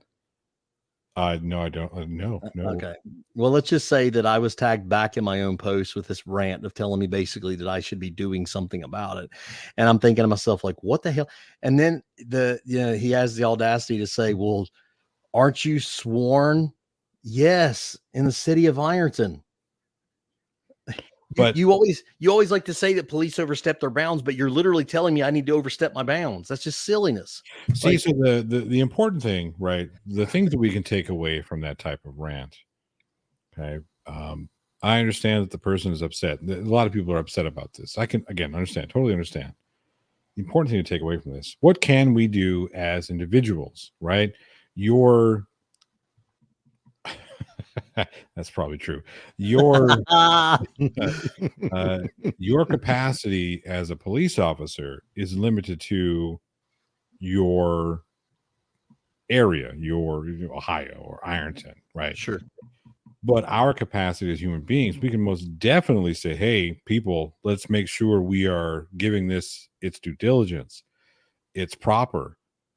And here's the thing. I would suggest to everybody, these frauditors especially, that they keep in their own areas. What are they doing to help crime, to help that was my question, disenfranchised, to help whatever their street, their communities? Johnny, that was my question. Stay in West Hollywood? Why didn't he stay there? Well, I tell you what, I started here and I've stayed here and I am doing that. Well, and that's the difference, though, Terry, is because you're not out to try to persecute anybody, whether it be police or other. You're just out for possibly making a community better. See, I think sometimes we limit things so much to hatred because ultimately that's what this rule boils down to. This is a biased. Okay, this is a hatred towards police. Generally speaking, it really is. And a lot of times, if you go in with that attitude, you're not really looking for a solution. You're looking for a problem. Well, if you locate a problem without a solution or without the attempt of a true solution, then all you're doing is creating chaos. And that's not a solution. That's not fixing anything. So when you go out and you actually have a civic mind and you say, you know what I want to do? I want to make my community better. Maybe it will take doing something with the police. Maybe it will take, being on the police's doorstep saying, hey, let's talk about this. I got so many people in the community that would like to see you guys do this. Maybe it won't take a thing for the police. Maybe it'll take something from the fire department. Maybe it'll take something from the friggin' local grocer. I mean, you don't know what it's going to take. But if you really want to get out there and make change, you get out there, you shake hands, you look for the problems, you find a way to make those problems go away. That's it. You want me to tell you one thing it does take, Captain? It does take the people being the responsible, we the people united. We can argue about all this dumb shit once we've come together and stood for life, liberty, and the pursuit of happiness, which is what we're all looking for anyway. Let's stand together, do that, and protect each other, and we might just find out we'll be friends at the other end. And I want to point out again that somebody on their community tab went after Chris Perry, an Ironton city councilman, over this young woman who was unfortunately lost her life to an accident in Huntington, West Virginia. Chris Perry has no power, no control, no say in Huntington, West Virginia. That takes a lot of brains to go after a Ironton, Ohio city councilman. There's a lot to say that, hey, maybe Chad, you should be like, hey guys, we do need to do better, or we need to do this, or we need to, maybe you should say that, right? Who knows, right? Maybe there is something that if it comes out in the investigation that the police officer was in the wrong, right? It would be an amazing thing to get our police officers or leaders of those communities be like, hey, look, this is bullshit. You're putting me at risk when you do this shit. That puts a target on my back. When police officers who are the corrupt police officers, they put targets on all police officers back, as we see with these frauditors and whatnot. Well, let me tell you this fast, Johnny. Real quick. Sorry, go ahead. All I was going to say is, but we don't know what that is until we've seen the evidence, until the investigation has shown us what it needs to show us. Mm-hmm. How can we sit there and say, well, Blue Bear and Chad, you both need to be out there fighting the good fight? Well, we don't know what that fight is because we don't know what the evidence is. Right. Wouldn't it be reckless to jump to conclusions despite who's on each side? It's reckless and it's irresponsible. For sure. If we jump to conclusions on any aspect, it's reckless and irresponsible. Here's what I'm publicly telling you, and I've said this since I've started this. If this police officer is proven wrong, if he is proven that he's negligent or reckless or whatever, then deal with his ass. I want justice absolutely as much as anybody. So, I really, truly do. And that being said, I still feel the same way. I hate that this baby girl had to deal with that. I think it's terrible. I think it's absolutely terrible. And I hate that she had to go through that. Look at the comment from him at 12:22. Terry, can you highlight that? It says nobody raised money for that cop. Why not for the girl's family? I don't know what you're talking about. Who raised money? Chris Perry, you mean the man who is fighting cancer right now in his own life, who might have other things he's got to worry about? Just saying. I'm just trying to figure out who he's talking about. Whether he's talking about I don't know. Chris, he's talking about he's talking about Chris Perry. Oh, I was gonna say, yeah, because I wasn't getting involved in any of this because honestly, until the investigation's concluded, then I really don't have room to stand on it. But I will say this, and I'll publicly say this. Johnny, I don't know if you and I have talked about this either, but you know what I preach to my men personally, the men under my command every single day, and I quiz them on this, and I will actually ask them, what's your job? All the time, at least weekly, but usually daily or every other day. And I expect this answer. My job is to maintain and preserve public peace while upholding and defending the Constitution of the United States. And that's what I want to hear my men say. And they know. Absolutely, buddy. I would love for you to quiz them. Hey, patrolman, what's your job? Absolutely. Absolutely. And they better damn well answer you the way that I tell them to. And they better be doing that shit, because if I see otherwise, I ain't happy. Because I can promise you this. And if you don't believe me, ask them what I talk and what I preach. Because I don't want tyrants either, guys, because my children are going to inherit this. My grandchildren one day are going to inherit this. And I wanted to maintain this beautiful republic. It would be stupid of me to push the ideal of a tyrant police state. I don't want that any more than you guys do. I want freedom. That's what we have to push for, right? And I expect that, and I expect justice. And I'll be damned if I think this policeman done something wrong, then he needs to face justice. And I will be the first one on this panel or on anybody else's panel to say, when this comes out, if it's the other way around, I'll be damned if I don't get on there and say his ass needs to stand accountable.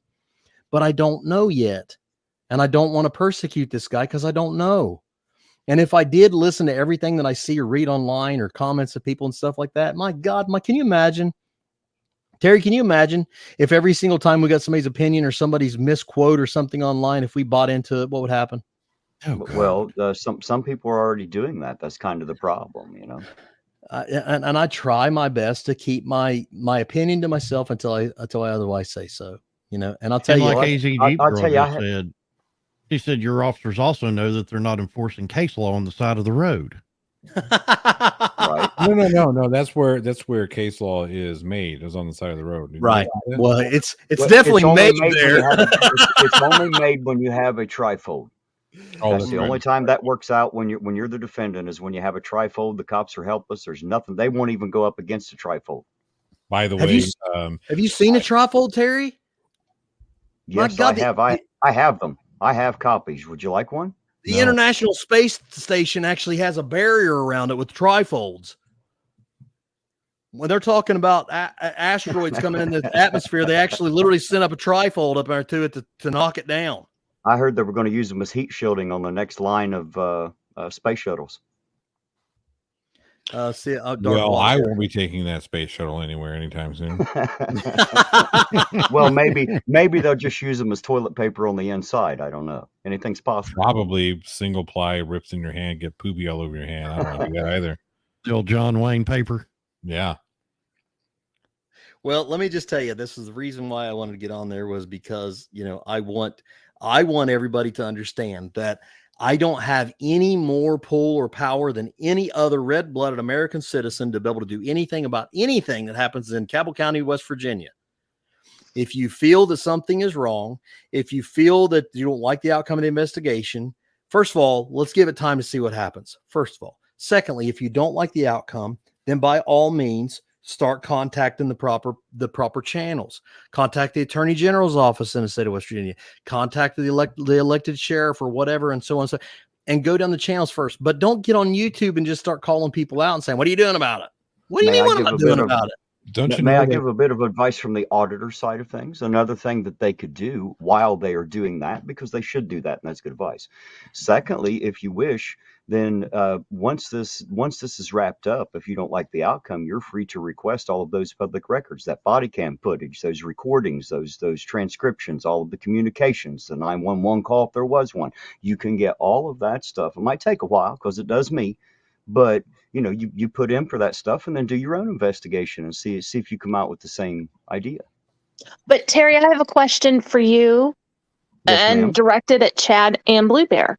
You don't do this while there's still an active investigation because, Right. call me crazy, I would think that's interfering with the police investigation if you're trying to actively put yourself involved in a situation you have no business being involved in. Well, here's not to mention they're simply going to tell you it's an active investigation. I can't release any information to you.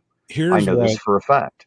Here's what I can tell you. Another question wasn't directed at me, but having been someone who has worked for the press, I don't work for the press anymore, but actually trained as a journalist, what you can do is you can contact these places and make your requests now. I am requesting all this, and Right, related to that. right. What they'll do is they'll let you know, look, I can't release this information, but once it becomes publicly available, you'll be the first to know, and we will contact you. Well, and here's another thing. They also give out press releases. Exactly. Which I'm assuming that's what. Did you find one, Blue? Yeah, I'll send it to you. Do you care to pull it up and read it? I don't really have direct access to be able to do that right now. Or even if you want to share, if you can do it on your screen, and I'll share it. And That's what I'm trying to do. Because I'll tell you this. Here's the thing: is I can tell you what Miss Tina was. I'll just kind of add to that a little bit. Yes, not only is it silly to do that, during an investigation. It's reckless. Okay, if you really are for justice, what the hell are you doing trying to step in there? You don't know what's happening yet. We don't know. So wouldn't it be silly to go in there and start publicizing and demanding this, demanding that until you know what happens? Come on, man. Use your head. Well, you got to remember, some of these people are so biased that they believe that no And that's matter what I what, said. if one of the people involved was wearing a badge, it will be swept under the rug. Look how quick this blew up into news. Everybody knows about it. There's no fucking way they can say, well, this didn't happen. You know what I mean? It's not like they can sweep it under the rug. It's not possible. Yet you have people out there claiming that it's about to happen. This doesn't make any sense. Yeah. So from WSAZ News Channel 3, which is based out of Huntington, West Virginia. Okay. This is an update at 1:46 p.m. Eastern Standard Time, so 11 hours ago. They released new information after a teenager was hit and killed Friday night in Huntington. I'm not going to read this part of it because it does say a 13-year-old female. They do release her name. If you want to see that, then you can go read it. West Virginia State Police say the deputy was given 2 breathalyzer tests on the scene and then taken in a cruiser to the West Virginia State Police field office for field tests. Troopers say both of the deputies' blood alcohol level tests read 0.0. Troopers explained it's standard protocol anytime they're investigating an incident with a fatality. He was given a breath test that indicated he had not been drinking. He was also given field sobriety tests by a certified drug recognition expert. One of the troopers took extensive training and they ruled out any impairment whatsoever. Stated a sergeant from the West Virginia State Police. West Virginia State Police said at the time no charges have been filed and it's still early on in the investigation.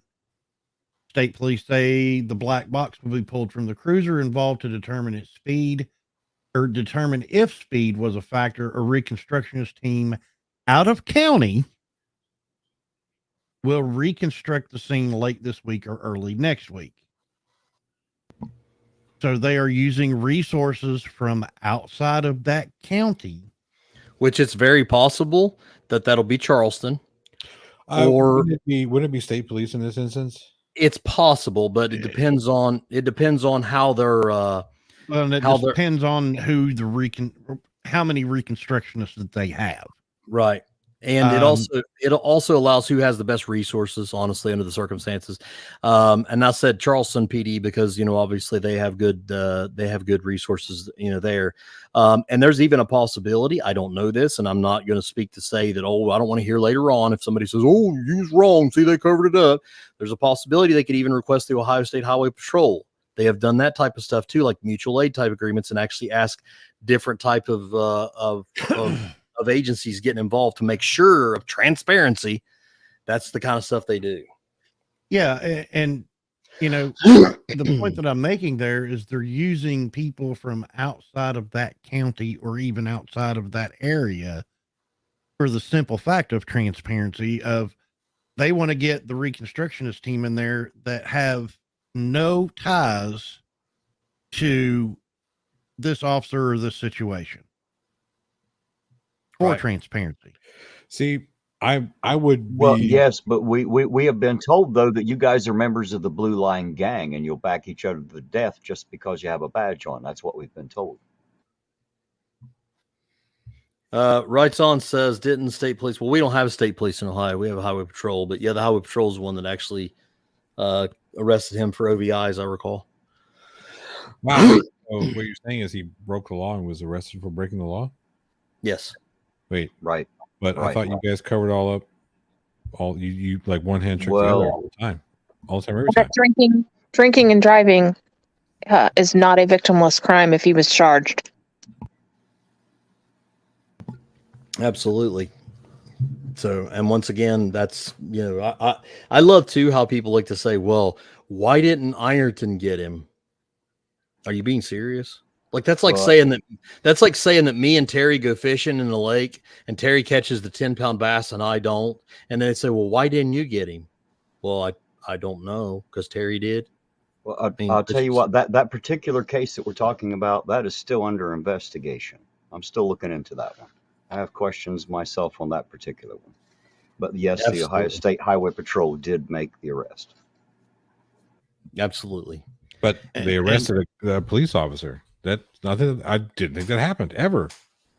Oh, they arrested the mayor. They arrested the mayor of Ironton. I'm sorry, the mayor. Yeah, the mayor of Ironton. I thought they all like. I mean, I thought they all just. Well, Okay, obviously not in right. this case. He did get arrested. He Right. did get arrested. Okay. So, Woe going to tell Johnny O charges were dropped? Actually, he was. I have the thing right here. As a matter of fact, I'll just read it to you. It says, "State moves to dismiss count A in exchange for defendant's plea to count B as guilty, turn signal violation." It gives the ORC code for that. And it says, "Court orders the defendant to pay the fine of $25 plus court costs." That is what the finality of that was, which is kind of why I have questions. So I'm waiting on the paperwork from the Ohio State Highway Patrol to show what happened on their, on their stop. We've seen the body cam footage, and So I there have was other a questions plea- about what happened that's also after up, that. but that's also up to the prosecutor and not the That- highway patrol. Yeah, If there is a nothing to do problem with- there, it lies within the prosecutor and the judge. It has nothing. It takes it plumb out of the Ohio State Highway Patrol's hands. Okay, so all right, so just so whoever the fuck that was, just so he's satisfied. Ohio State Patrol saw a public official breaking the law and arrested said public official. Yes. Okay, Mhm. Right, cool. right. So Ohio State, they did their job. They did their Yes. job. Yes. It was the prosecution, and it was the judge who accepted this plea agreement. Right. So no charges were dropped. They just accepted a plea agreement. Oh, not only Something- that, but look what Mike Lutz said here. It was actually a special prosecutor. And Oh, I think so- it was a special judge too, wasn't it? Yes, everything was literally special prosecutor, special judge, the whole 9 yards. And to clarify too, you have to realize something, folks. There's some really, really good defense attorneys that you pay a lot of money for that their job is to get stuff like this to happen. Yep. So if that happened and he goes in there and he literally finds little loopholes in different things or whatever, and the defense attorney does his job, then it's not a problem of the police. It's not a problem of the prosecutor or whatever. It's just the reality of that's what they look for. That's what they're taught to do. Right. It seems like Well, people's I- issue I- would be with, again, the prosecutor and the way that the legal system Sure. works after the fact, which if that's the issue, absolutely. Right. I mean, do what This you need is to one do. of those cases we were talking about where if you're not happy with the outcome, you do your own investigation. Is what I was talking about. That's why I'm Absolutely. looking into the paperwork, and if I'm not satisfied with what I find there, I might have to go ask for the court transcripts. You know what I mean, to find out what actually happened, because I don't know. I may have to make a call to the prosecutor's office. I don't know where my investigation will lead, so I'm trying to do it step by step. But this is what you do when you think that maybe you disagree with the outcome of something. You have to be patient, and you have to find the facts. You Yeah, can't right. just be upset because you believe it happened a certain way. You have to find the facts. Whether you like it or not, you must always work factual. Right. And But Terry, I don't Yeah. want to wait. well, hang on a We second. got to get it now. Let me ask you a question. Who puts district attorneys and judges in the position that they have? How do they get there? The Voters. voters, Supposedly the people. voters. Oh, wait. So we decide who our judges and our prosecutors are.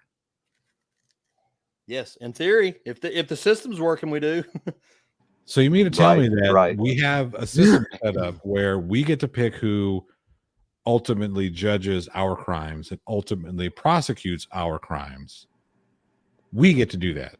Absolutely. Mhm. Wow. And ultimately, who makes the laws that make them crimes? We elect those people into office. Interesting. So Absolutely. maybe, just maybe, instead of yelling and screaming at cops On the maybe side you of the take- road. on the side of the road, maybe you take that energy and go get everybody on just your block to go vote. That's an idea. However, I would like to say this as a disclaimer: unless your policeman is Blue Bear and then by all means yell and scream, and hopefully somebody's got a camera so we can watch Blue Bear get his ass chewed off. Touche. Hey, Cap, Send me that Christine Lovelace footage was first, asking a please. question. I couldn't hear what you said. Oh, yes, you can. You I can was saying refuse. Christine Lovelace was asking a question. There are Now, stipulations to it. here's the key in that. Here's the key how it works here, how I was told by the State Patrol. If you refuse the breathalyzer on the scene and they believe that you are DUI, they will arrest you. They will bring you back to the barracks, and you will have one final option, because that one is not court admissible. The later either breathalyzer, blood, or urine that they give you at the barracks is court admissible, and you are given that option. If you refuse that option, by Ohio state law, your license is suspended for 1 year. Yes, As I understand it, though, that can be mitigated in court. it can. Can. But however, also want to clarify something that you're a little bit off on, Terry. The portable breath test is not admissible, but that Right, court, the one offered on scene, that's what I was talking about. but actually what you're actually arresting for, when I place somebody under arrest for OVI, I am not arresting them based on any kind of breath anything. I am arresting them based on their performance in field sobriety for horizontal gaze nystagmus, one leg stand, and walk and turn. And based on those will determine if I feel that they're impaired. Only thing the blood alcohol does is it allows for the person to prove their innocence in theory. Is if you take that blood or alcohol test and you say, look, I'm not, and then you can articulate the other way, right? So it's kind of one of those things where my evidence I'm gathering on the scene during field sobriety. I can arrest somebody based on totality of circumstances and probable cause based on field sobriety only. And even if they refuse a test or not, it's irrelevant, because they're still going to be charged with OVI. Correct. Wouldn't you say that 99% of the time, at the end of everything else, when they finally offer you that breathalyzer, the only reason they're doing it is so you can prove your innocence, because they're already pretty well assuming you're guilty? Wouldn't you say that's a fair call? Probably. Yeah. By that point, I can tell you this. By the time that I take you back there and I offer you a breath test or a blood test or whatever, I already know, in my opinion, I already know that you're impaired. Right.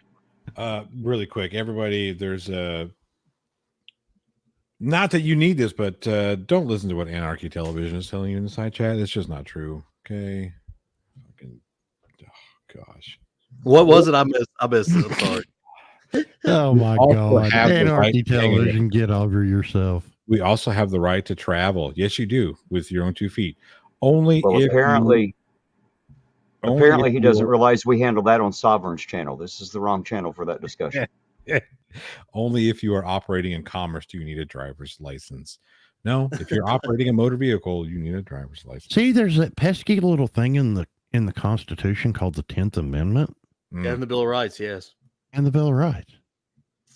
Yep. And I love too how a lot of times they'll refer to stuff that's in the Articles of Confederation. It's like, you do realize that shit's not any good anymore. Like, we actually had a constitution after that. That was just the original drafting of things. It's like, yeah. No, Magna Carta all the way.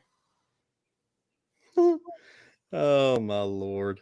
So anyway, I've seen 10 some commandments in the original stone with the chisel and hammer.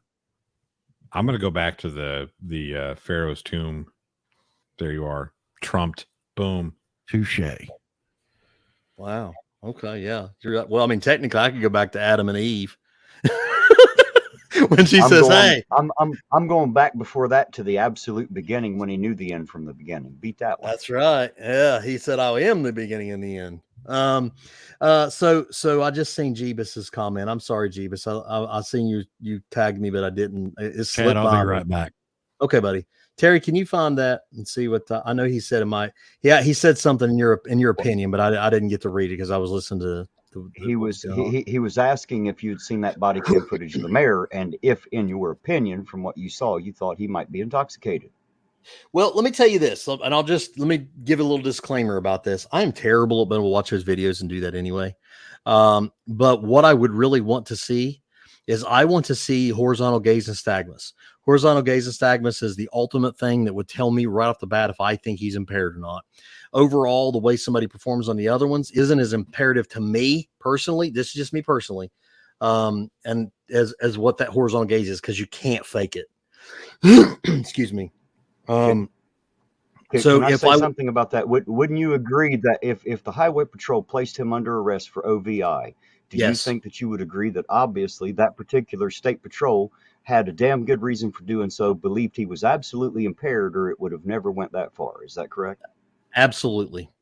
That would be my take on it. Is in my experience, I would not doubt the field sobriety of a highway patrol. That's my opinion. Without me personally, it would be unfair for me to, once again, because it'd be a knee-jerk reaction to me speaking on something that I don't know about. But I have seen the Highway Patrol conduct field sobriety, and I have always had very high respect for their traffic enforcement, and I have no reason to think that at least that trooper at that time believed by all means he was impaired. That's my opinion. So here's where we kind of get into like the stickiness of this, right? I don't really believe field sobriety tests. I'm going to tell you why. And I know this is coming from a layperson. I'll fail a field sobriety test right now. And I haven't had a drink in close to 7 years. Okay. But if you were to give me a field sobriety, I would fail.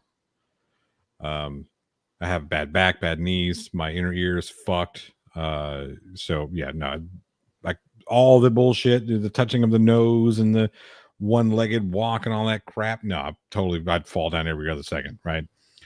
There was I want to say it was a Florida police officer who was recognized in his ability to detect marijuana intoxication based on some weird arbitrary field sobriety shit, and it came back and turned out that like the vast majority of people whom he arrested for marijuana intoxication were 100% sober at the time of, and some of them had never even had marijuana in their system ever.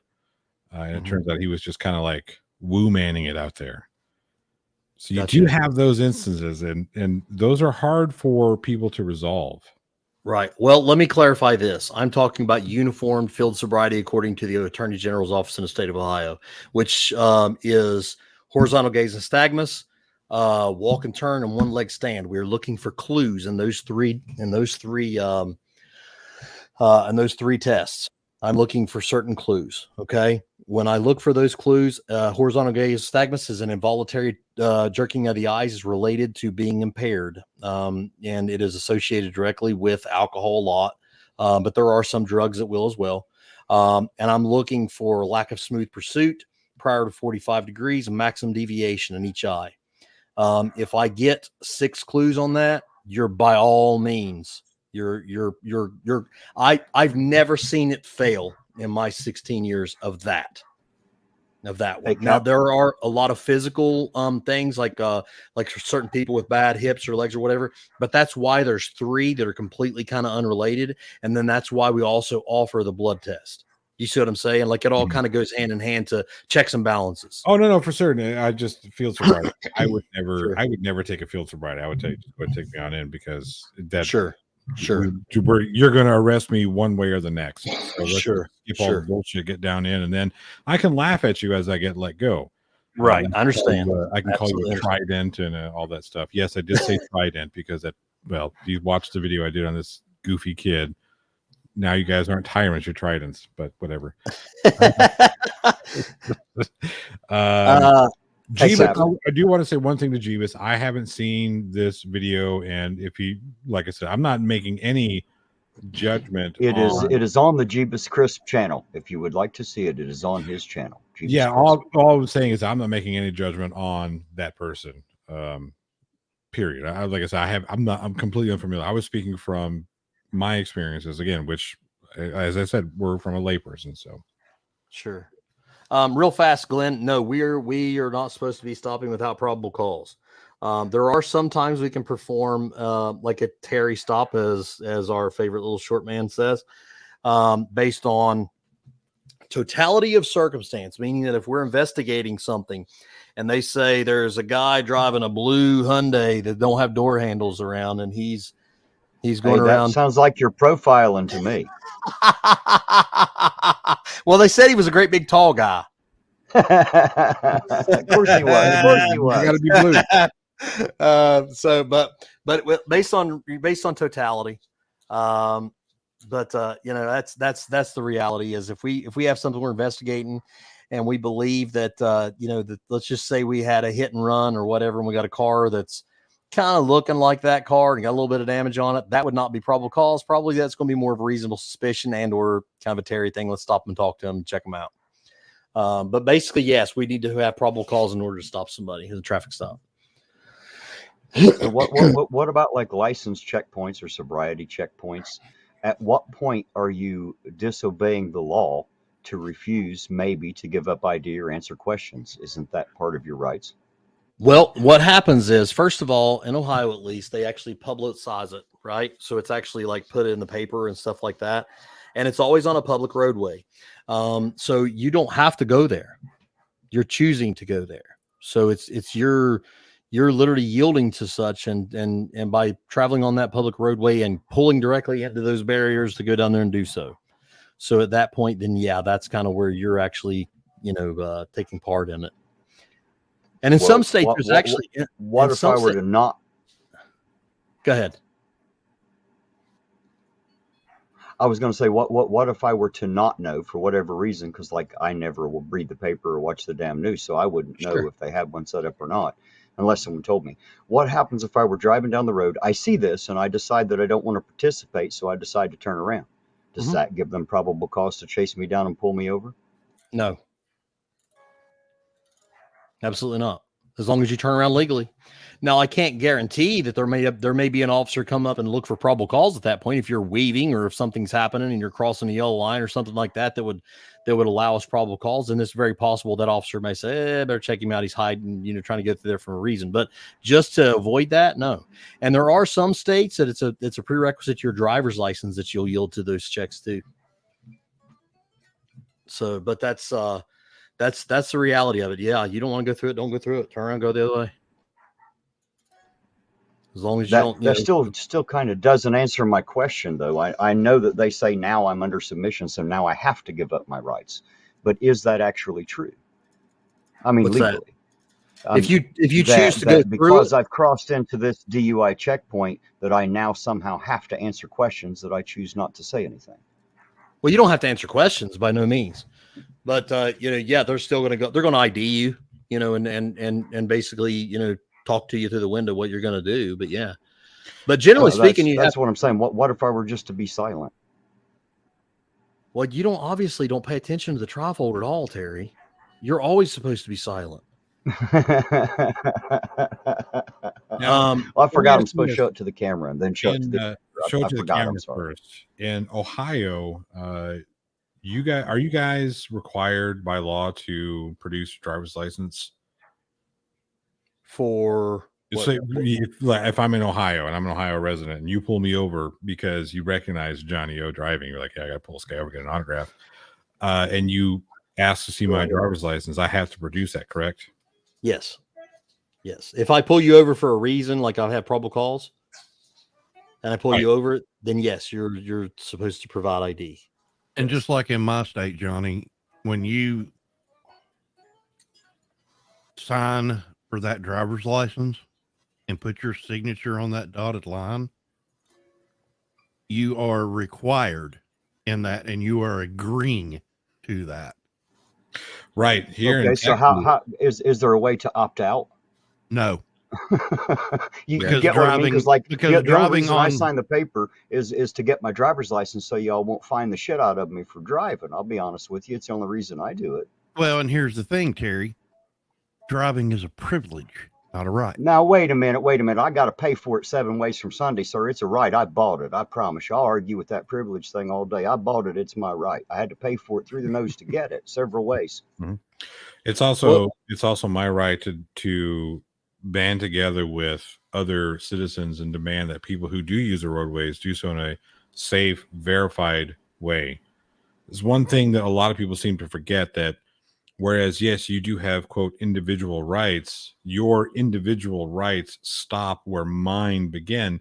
And if, because we are the country that we are, if enough of us get together and say, hey, we think that we should be properly vetting people who are going to be getting behind a, 1 ton, 2 ton, or half ton, or, even a small vehicle, want to make sure that they know what they're doing, make sure they actually can demonstrate that they are able to operate this vehicle safely. We're allowed to do that. We're allowed to demand that of each other. Well, I've paid for all those demands, is what I'm saying. I agree with you. I've paid for it. I Sure. just disagree as to whether or not it's a privilege. It might be a privilege to someone that didn't have to pay for it. Sure, they would be privileged enough to use it. But I figure after we've paid through the nose and got to pay for car insurance every month, car payments, all that kind of stuff, I think we've well more than paid for our right to drive. Well, but that's what you are. You are actually validating the point, because you did pay to have that license and stuff. So by all means, yes. However, if there's going to be, I know it's a semantics problem. It's just the idea that somehow, because they allowed me the honor to spend all of my money, so now I'm allowed a privilege I wouldn't normally have. And I just feel like it's a right because I bought it. You know what I mean? I got to pay for that right. So it's now my right. It might be a privilege to someone who didn't have to pay, is what I'm saying. Here's the thing, Terry. Those people that you elect into office that create those laws are the people that you have to talk to change those laws. right. And I understand that. And that's what my channel was about, is uniting the people here in this area so that we can come to a common consensus on what we like and what we don't like. And what we don't like, we may be able to change, but we can't do it until we've all gotten together and decided what right and wrong is.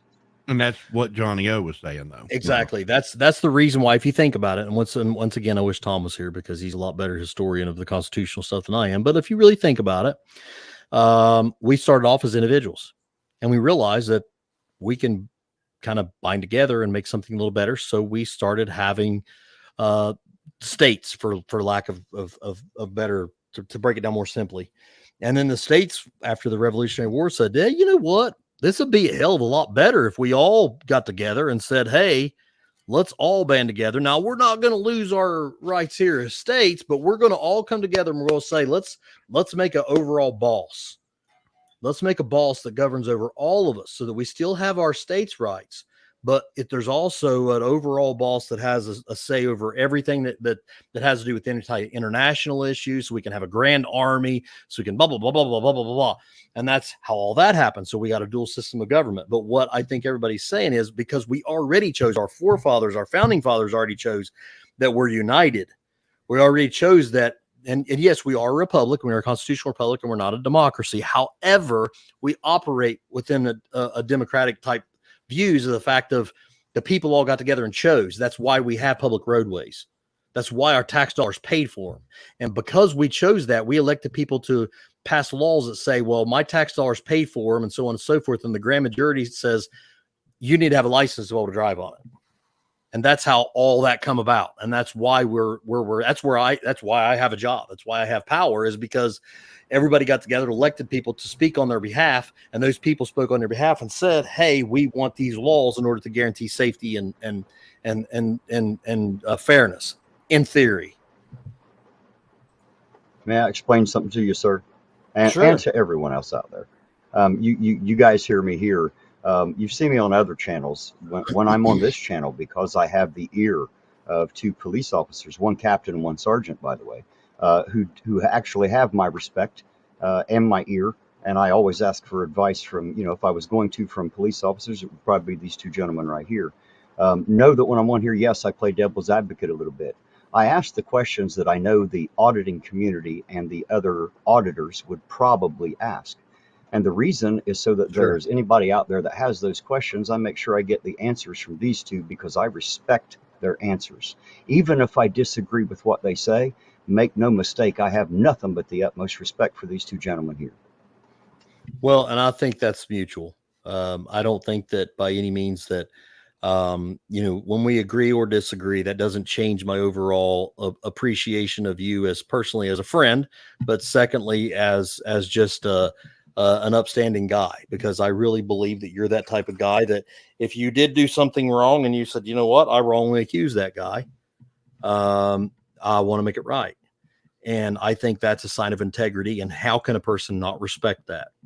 You know, and I've done that before. And as you guys may have remembered, I actually made a video one time where I literally had to eat my hat. I spoke on something during a live stream, and I went back and looked at it and realized that I was accused of something, and I sure as hell did do exactly what they said I did. And I didn't realize I did, because I thought I was taken out of context, but the reality was I really just misspoke. I didn't mean to say it the way I said it. And because I did, I went back and said, you know what? I was wrong. It's not how I feel, but I misspoke because I was miscommunicated what I was trying to feel, and I apologize. So absolutely, you know, and I think that's something that we can all appreciate. I have no doubt about that, in my opinion, anyway. I know what you're talking about. I'm never wrong. I don't want to hear that from you. That's true. I forgot. Hey, Johnny, I bet I could ask one person that would debunk that statement. She doesn't count.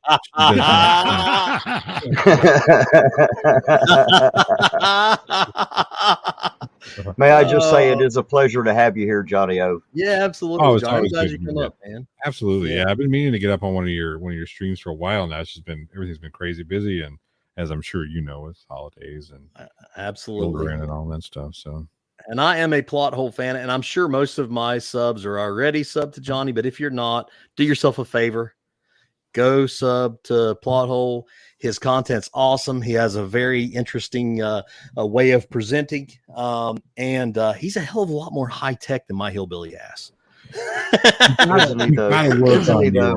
We got to work on your presentation just a little bit. A couple lights, a little bit of things going on in the background. I mean, okay, well, I need that Johnny O input, bro. I mean, that's that. I could take like 2 days and get you all set up, but you'd have to learn how to press all the buttons. I'd have to get it to where all you have to do is press one button and then everything just turns on. And then first of all, it's not a button; it's a button. Button. Look, remember. No, we have caught him several times saying button. Okay. Oh, really? Oh yeah. Oh yeah. He said button before. Oh, I'm ashamed. Yeah. I'm ashamed. Absolutely ashamed. See, I really honestly, and he does that shit for attention. He just does. Yeah. Oh yeah. Yes, he me too, Mike. because we made fun of him about it. Absolutely. I am a huge Plot Hole fan. I have a handful of channels that I absolutely love. And Johnny O is certainly one of them, you know, and I've openly spoke about, and first of all, Johnny, and honestly, I would like to personally, because I didn't have the chance to tell you, I would like to personally thank you for your contribution and how hard you work for St. Jude's. And I'm sure everybody in the panel will agree with me on this. The effort that you put in to do something positive, you are truly a blessing. And sir, we definitely appreciate you. You really honestly put your money where your mouth is, so to speak. And I appreciate that. Thank you very much.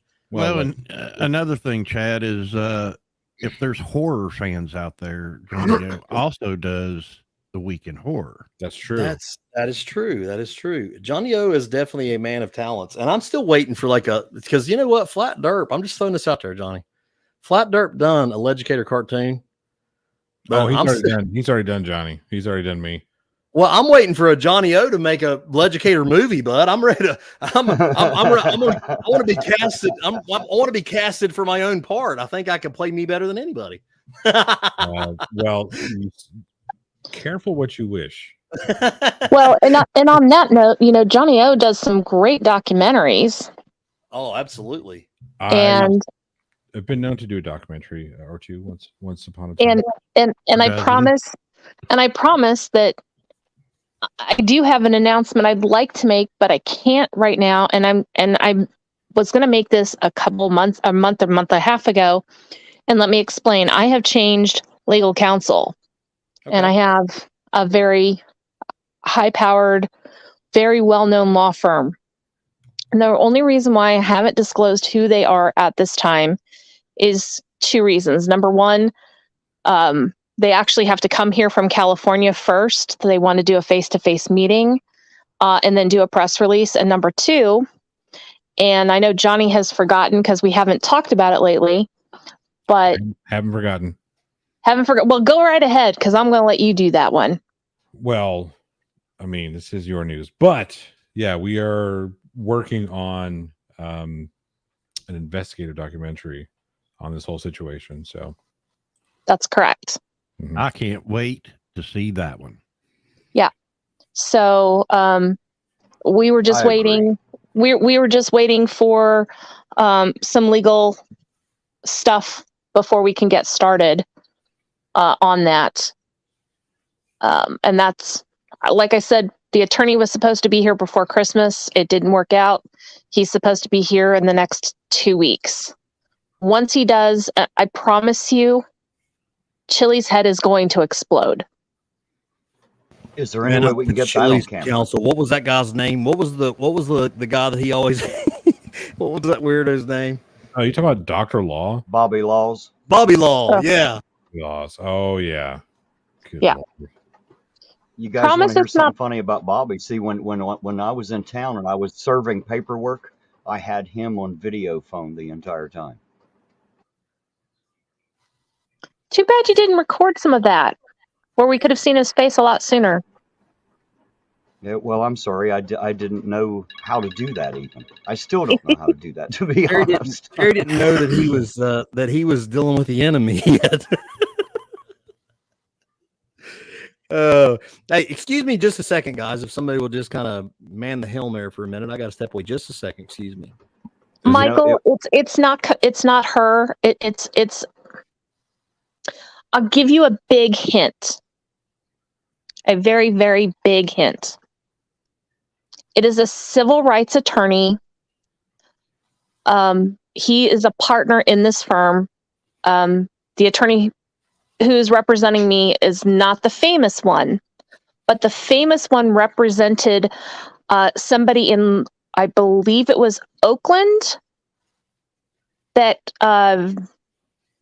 is national news as he was pulled out of an 18-wheeler and beaten by police officers. And it was captured on film. you're right. That is a pretty big hint. That is a very big hint.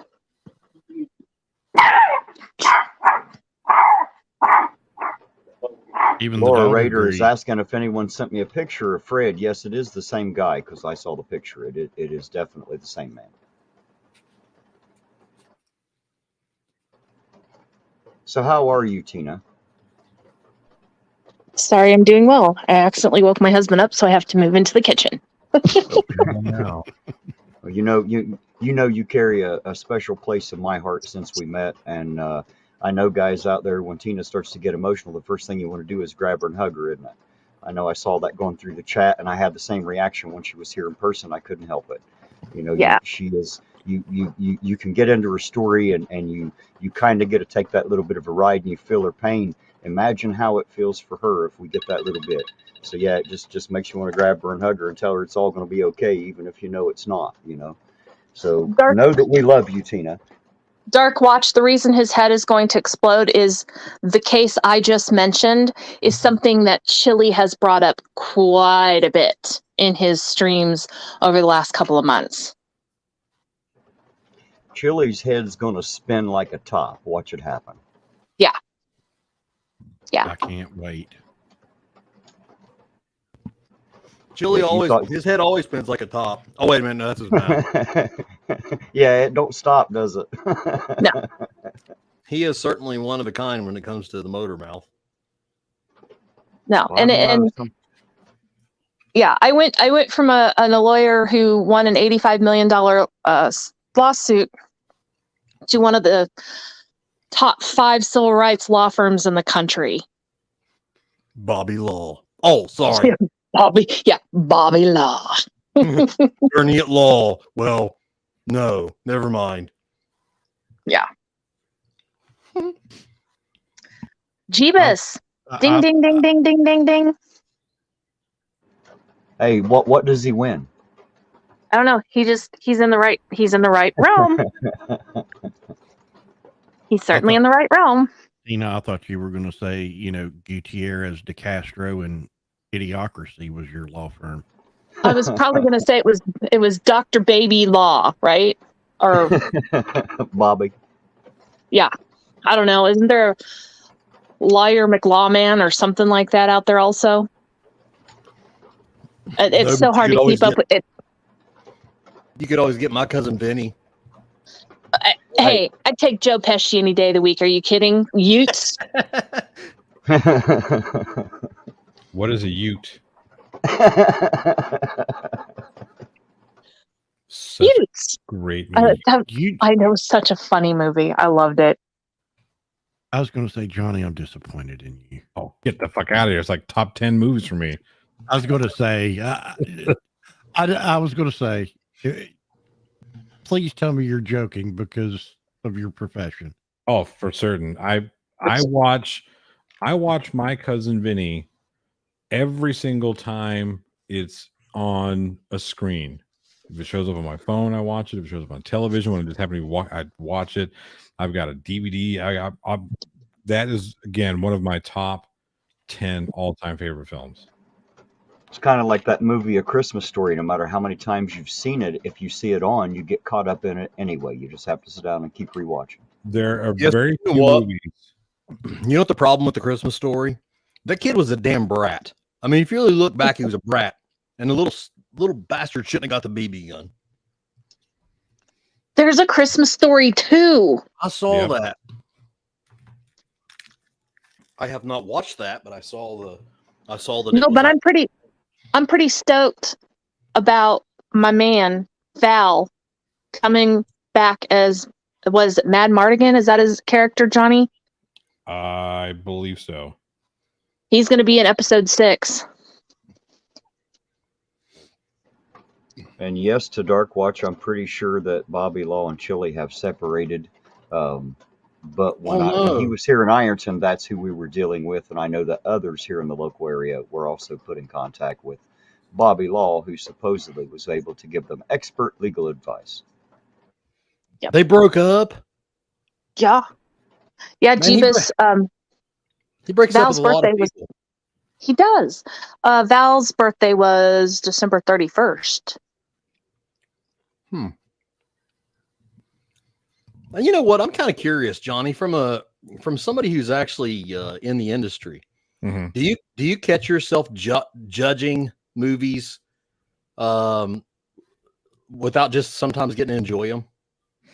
Is that ever something that you have to turn on and off? Or Yeah, so that does become an issue when you sit down to watch film. Like it's rare now that I get lost in a movie. It's something that, because even when I think about, it's like, this is a very tough question, because yes, it's always running. You know what I mean? Working, knowing how certain things work, right? Sometimes being in this industry, it allows me to look at a film, and even if like a filmmaker doesn't quite accomplish what they're trying to accomplish, sitting down and recognizing what they're trying to do, like, oh, they were trying to do this here. I recognize that it didn't quite go as well as they wanted it to, but I can appreciate the effort they put into this. And on the let me flip ask you this. side, oh, go ahead. I'm curious. Do you find it more of a distraction for a poor performance from an actor, or is it more distracting from a production value or possibly a director value? Like what gets under your skin? Because I'm going to tell you, as just a complete, I have no understanding anything of any theater at all, but for somebody that I can watch these low budget films and these really cheap actors, and I'm going, oh, that's hard. Like, you know, when you see the Tom Hanks of the world, you know, and you see the way that or Billy Bob, or I'm telling you about down there, that Carl down there, and you see those type of guys like that really just put on those performances where you're going, wow. And then you watch these other like guys, and it's like, oh wow, that's really hard to bite into and stay. It's hard to get hooked, if that makes sense.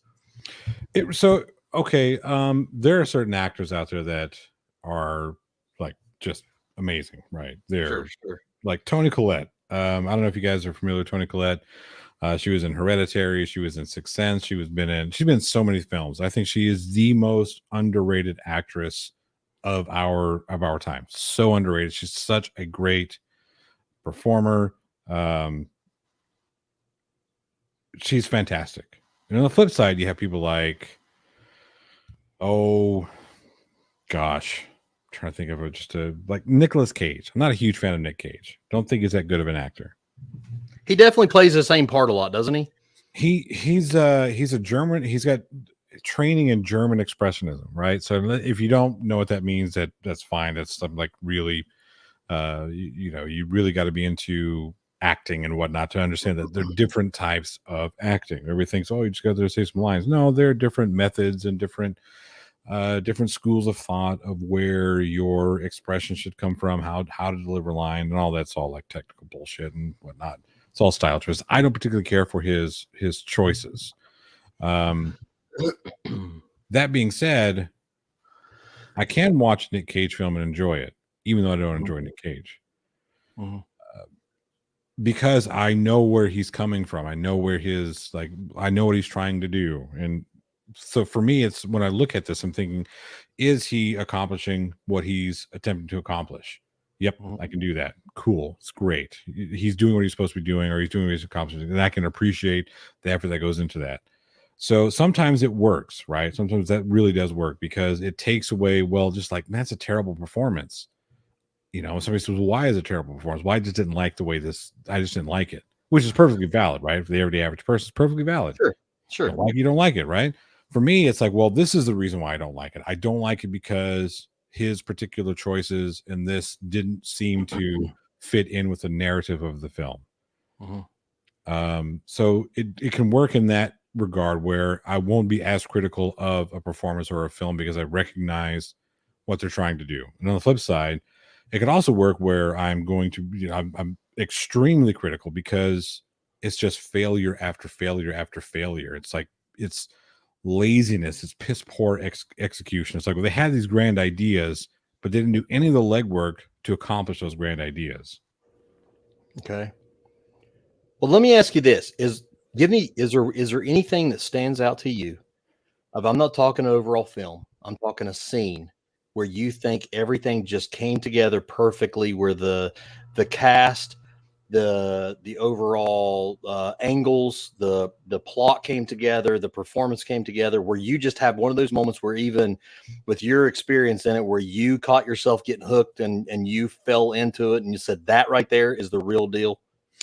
Oh man, we could take a look at My Cousin Vinny and the last scene where he's examining Mona Lisa Vito when she's giving her explanation of the tire marks and all that. That whole thing there, that whole scene was great. It was a great climax to a great film. Because Marissa Tomei won an Oscar for this role, which she most definitely deserved. She upstaged Joe Pesci, one of the greatest actors of our time, of all time. And to be able to accomplish that, to be able to stand on her own 2 feet as a new actress against the Fred Gwynns, the Joe Pescis, the Ralph Macchios, and get that kind of attention. Everything about their chemistry was totally believable. Like, I believe that they were. I did too. Yeah. I agree. Yeah. And then you could take a look at like Shawshank Redemption, right? Sure. You look at that movie as a whole. That movie is a master class on drama.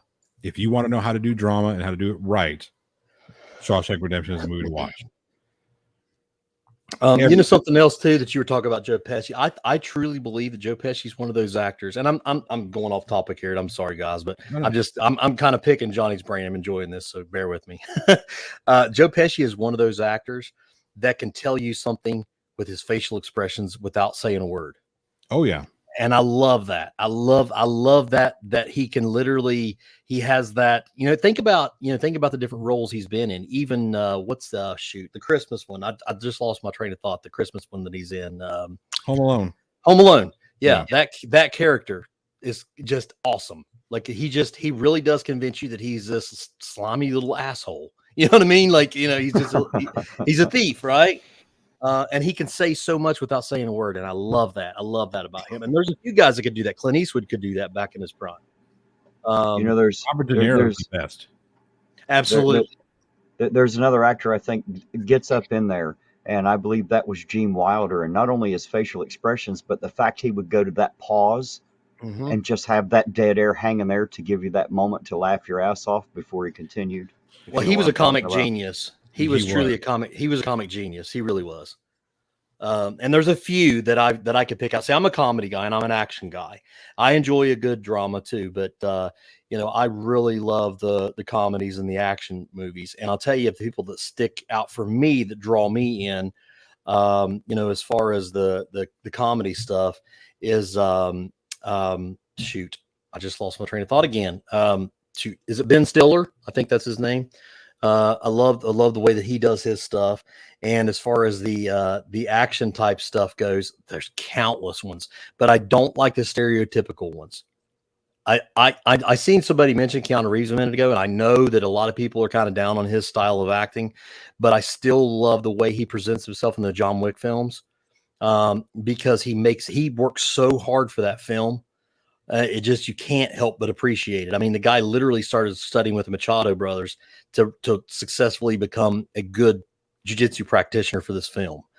And it's legit. Like, I mean, he worked his ass off for that. And I can appreciate that, you know, so. I will say that I'm not a huge Keanu Reeves fan, but the general consensus, he's one of the nicest people. Yeah, I've heard that too. I've heard that too. In Hollywood and whatnot. He's completely humble. Whereas I don't particularly care for his acting. Like, I thought he was terrible in Bram Stoker's Dracula. I just thought it was terrible. His accent was awful. It was just like, come on, man. But he was younger.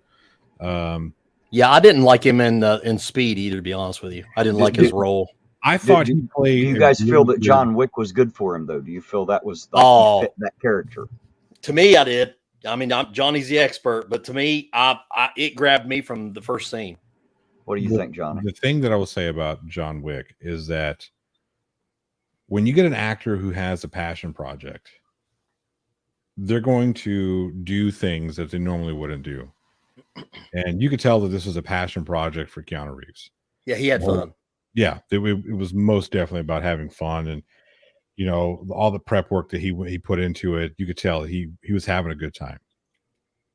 I don't particularly care for Keanu Reeves, his acting style. I'm just not a huge fan. I will say one thing about it though.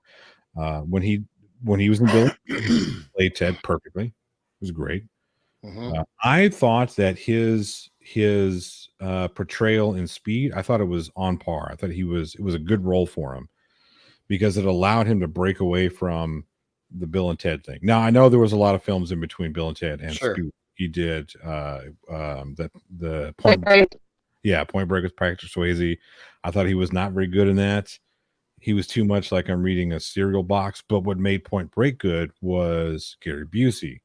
And that's the important part to remember, that you can take a Keanu Reeves, who I think is very dry in his delivery, which is just his style, but you put him up against somebody like a Gary Busey. If you have two Gary Buseys, oh yeah, much Gary Busey. Yeah, if you had Gary Busey and what is it? Shoot, is it John Malkovich? Is that the other guy that's kind of like that outlandish guy? And once again, I'm terrible with names, but it's coming to my mind. I'm assuming I'm talking about the right guy. Yeah, those kind of guys both have that extreme kind of angle on things, in my opinion. I think that would be pretty overwhelming. Yeah, it can be distracting. So that's something that's where, you know, I could get it. I could go on and on and on about filmmaking, but like, there's so many moving parts to a film. You know, casting has to be right. There's a whole art in picking the right players for your film. Mm-hmm. You know, when people put Richard Pryor and Gene Wilder together for the first time, everybody's like, what are you doing? This is a huge mistake. And then they watched their films. They watched them on screen like, this is the greatest fucking thing that we've ever seen. The two are perfect for each other. It's like, absolutely, they were made to play apart from each other and everything. And their films are great. You know, another example of that, which, and I know we're going back and probably a little bit less, but when John Goodman was on Roseanne, and the way that he literally made you think that he was Dan Connor, he, in my opinion, and I'm not a huge Roseanne fan by any means, political or otherwise, But the way that she and he worked together on that, that was an awesome pair in my opinion. Once again, I'm by no means an expert, but that's my 2 cents on it. You're nailing it. John Goodman is a great actor. There are the actors out there that you watch and you know that they are putting everything they have into whatever role they're doing, regardless.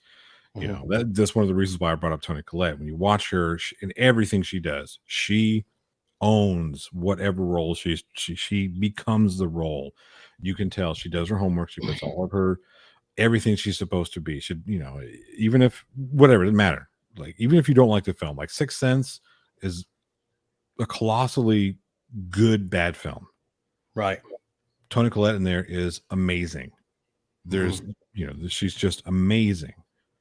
And you get actors like that you know, the movie may not be the best, but their performances are great.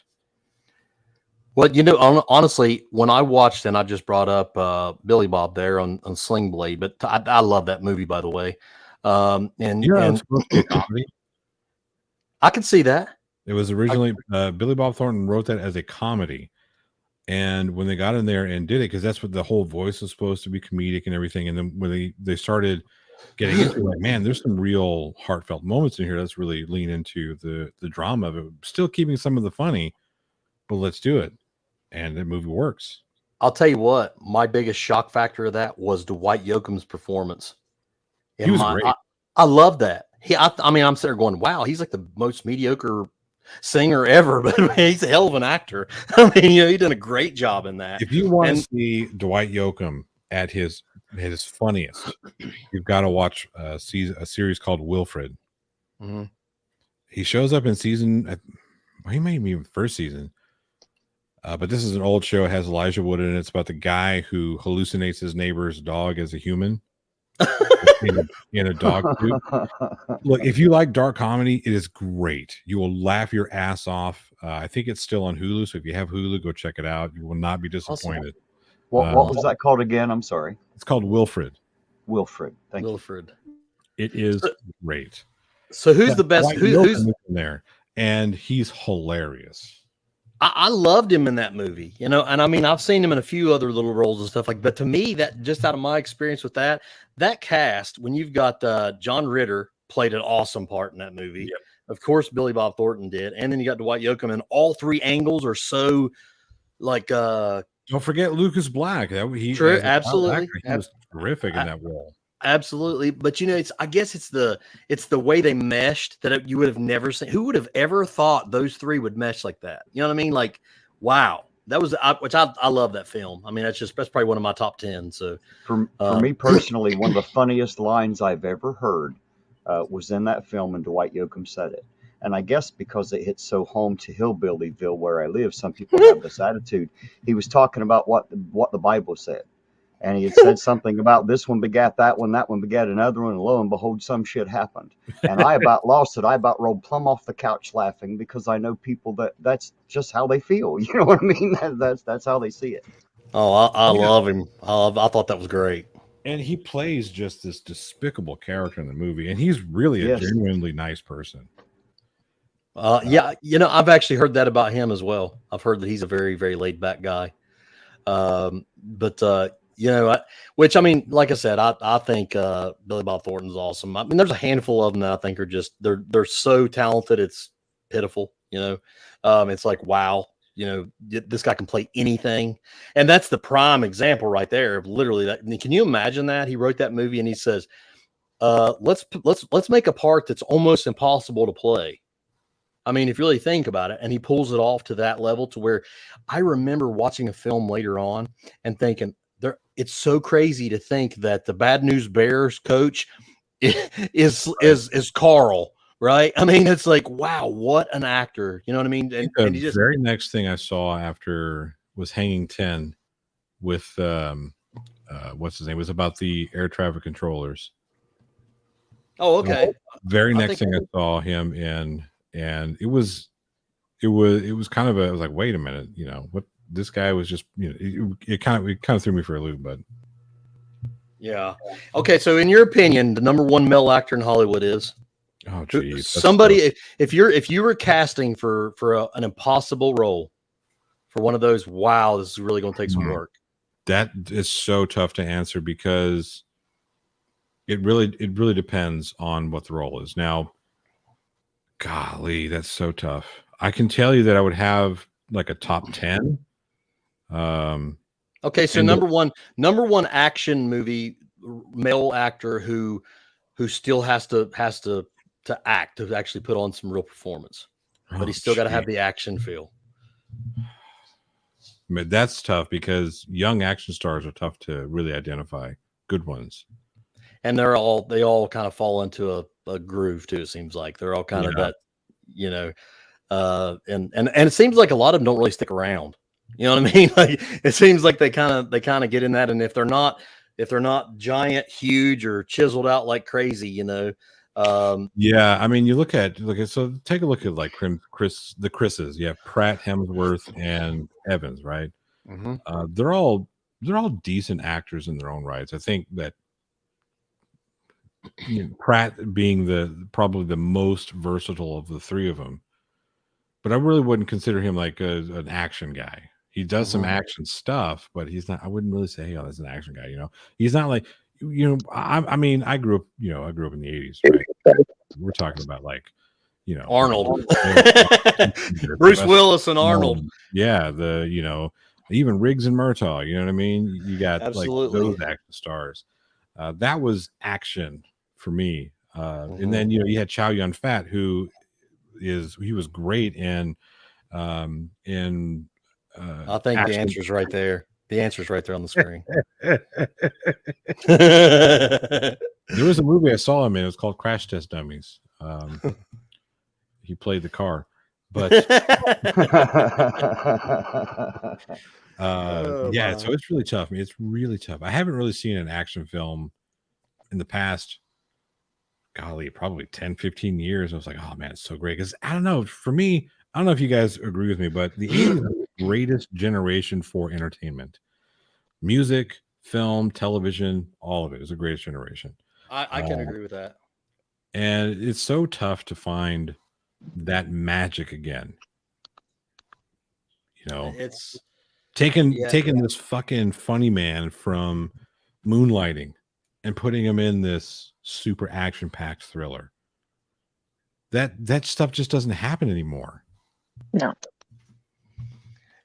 I wonder if it's, you think it's just a change in the industry, or wonder what did lead to the differences that we see in that type of stuff? So it most definitely has to do with the way that things work now, especially post pandemic and everything going streaming. Now everything was going streaming before the pandemic. So the pandemic didn't cause it.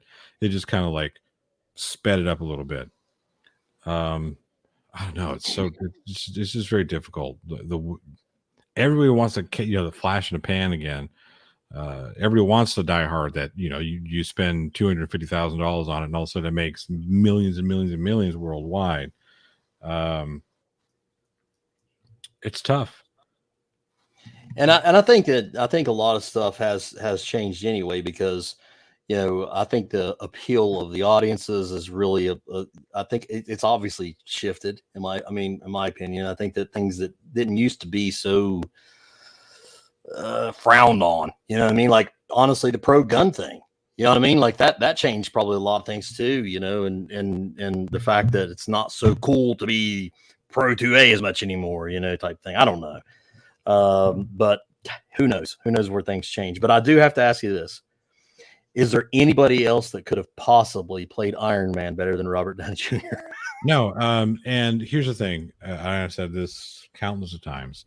The MCU, Marvel Cinematic Universe, tried to kick off a few times before Iron Man, before Robert Downey Jr. came in and just totally fucking set that shit in motion. They tried it 3 times in 3 different Hulk films, didn't work. And then you have Iron Man come out, and Robert Downey Jr. was brought in. And they were like, I don't know if he's going to do, because people got to remember, he had just been out of rehab. Mm-hmm. And so there was still that, well, is he going to be good? Where's his head at? How's he going to, how's this going to work? And he had Terrence Howard, who was his buddy, say, hey, you really need to cast Robert Downey Jr. in this role. He's going to kill it. Terrence Howard is responsible for the success of the Marvel Cinematic Universe because he pushed so hard to get Robert Downey Jr. in that role. And I have never seen an actor take a role Wow. perform it to perfection the way that Robert Downey Jr. did with Tony Stark. I absolutely believe, and I've said this, and it's kind of a little joke that we have, and some of my buddies and stuff, is the reality is, as far as I'm concerned, you'll never convince me otherwise. Robert Downey Jr. is Tony Stark. That's just, right. It's got me convinced that much. You know what I mean? Like when I think of Tony Stark, it's not anything other than Robert Downey Jr., period. And if they would ever go away from that in that franchise, it's suicide. Because he is, in my opinion, kept that the MCU. That is the face of it, in my opinion. I love the way he plays that role. As a matter of fact, to me, like I said, he's just not playing that role. He needs to just change his name officially to Tony Stark and just accept the fact that that's who he is, because that's the way it is. He is that good in that role. I believe that's awesome. Awesome. Oh, for certain. Yeah, he was just. He was terrific. Everything he did was spot on. His snarkiness, his sense of humor, his timing. And so kind of to pivot this back to a question you asked me earlier, talking about performances, right? So when you take a look at something and see somebody in a performance, like, oh, that's such a great performance. But it's only happened once, right? It only happened one time. You have to question, is it the performer or was it something else? Was it the editor? Right. Was it the director? Was it this? Was it that? I mean, it's always a combination of all those things.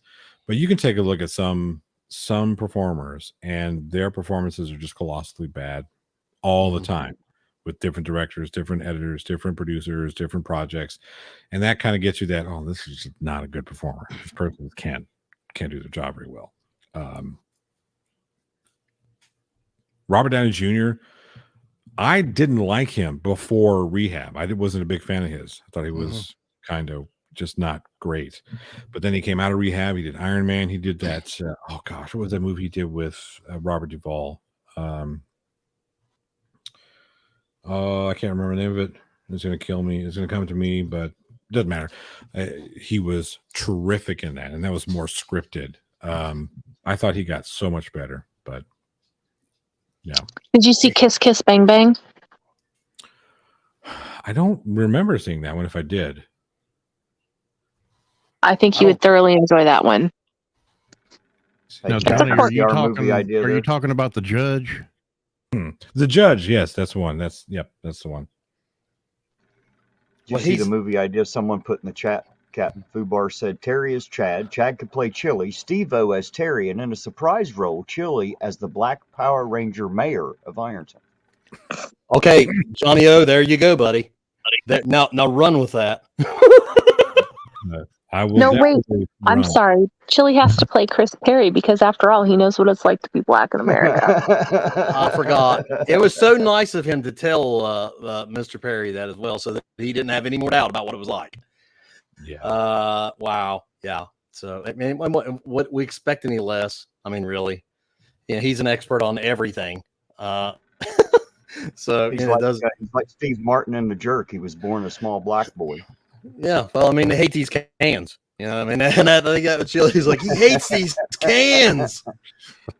Oh my God! Wonder if we can get him to get one of those handles on his glasses. Oh, bud. Yeah, so which I have to admit, I have not. I've never watched Chili stuff ever. I made it a point to not watch Chili, and I'll tell you why. Because I felt like everybody else was, and I feel like we were kind of giving him likes and views without, or not likes, but views without being intentional. And I absolutely made it until maybe somebody like Johnny or like Kick or like Skeptic or Irish or somebody would put it on in our community where I would watch their stream or video on it. I never watched him. I never did. His voice is like nails down a chalkboard. Oh, it makes me sick. And I think that's what I get so much of a kick out of it, is because everybody that that kind of restrings him always speeds up his voice, and it makes it even more hilarious because it's exactly what we all hear anyway. We hear that screechy little chipmunk, type crap. It's like, but that really is true. Like, that's how everybody feels about him anyway. So you may as well go ahead and speed him up and make it just completely unbearable. And so, yeah, definitely interesting character. Like my little brother says, crayon munching Neanderthal. Oh, isn't it something though? Yep. But listen, guys, we are coming up on over 2 hours. And my whole thing that I wanted to do here tonight was I wanted to talk about how everybody with this awful, terrible tragedy that they've had here in this area. Please, whether you're pro-police, anti-police, whatever, let's keep everybody in our prayers, man. You know what I mean? You don't have to like people, agree with them, want to side with them. They're but keep everybody in their hand, because let's remember this too. This officer is dealing with something. He didn't mean to do that. Whether he was negligent or not, it was not intentional, and he's dealing with that. His wife, his family, and everybody else is dealing with that. This little girl's family is obviously dealing with a terrible, awful tragedy. There's a lot of hurting people here right now, and they could certainly use a lot of good vibes, good thoughts, and prayers. So please keep that in mind, everybody, and be careful when you speak negatively on something like that, because, these people are still hurting, and they obviously have access to social medias as well. And we don't want to do anything to hurt anybody any more than they're already hurting. And please, dear God, if somebody out there knows how to get a hold of one of these people, if you know them or if you know someone who does, please get a hold of them and warn them about chili, please. If it's tactful to do so, absolutely. Because I definitely think that somebody needs to let them know that chili's not going to be a benefit to anybody on this. And if this is in fact their link for GoFundMe, if you have the opportunity, if you're blessed enough to do so, and you can maybe sow in these people's life, you know what? It's never going to hurt you to do something good for people. I promise you that. But my whole point of this was slow down. Let's wait for the process. Let's see what happens before we start pointing fingers and start talking tyrannical government, and we start talking this and downing the sheriff and downing the state police and downing HPD or whoever it may be. Just wait and hold out for it and see what comes of it. If you're unhappy with the outcome, then dig into it more if you feel it necessary. But there's a time and a place to do this. That's just it. And furthermore, as I said before, if you have the opportunity to make somebody's day a little easier, don't ever hesitate. You don't have to agree with everything that people do. And I've seen a lot of people too that, they just don't like policemen. So because they're a policeman, well, I just don't like you. Yeah, but that's still a human being, and he's still got family or children home and bills and the whole 9 yards. You don't have to be negative to somebody. Leave it be. Always be positive if you can. Wait for the process. Give it time. Be positive.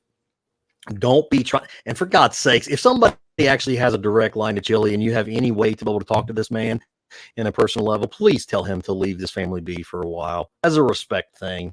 Just be respectful. Use your head, man. I mean, for real. Let these people grieve. Let these people deal with what they got to. And as I said, if you don't like the end of it, then go deal with it what you got to. But I want to go ahead, as I always do. I give my panel the opportunity to have the last word, and I'm looking at it from this angle. So, Johnny, do you have a last word for the chat or the panel or anything that you want to share, sir? Yeah. So, Michael, let's shoot me an email. I saw your questions. Shoot me an email, and we'll see what we can do. Outside of that, yeah, don't be a dick. Do the right thing. Wait. Be patient. Patience is a virtue. And yeah, make a donation, not in Chili's name, to your local cancer research hospital of choice. Amen to that. Absolutely. Totally agree. Miss Tina, do you have anything, dear? Well, I like to comment in the chat that said, "Friends don't let friends watch Chili." That was a great comment.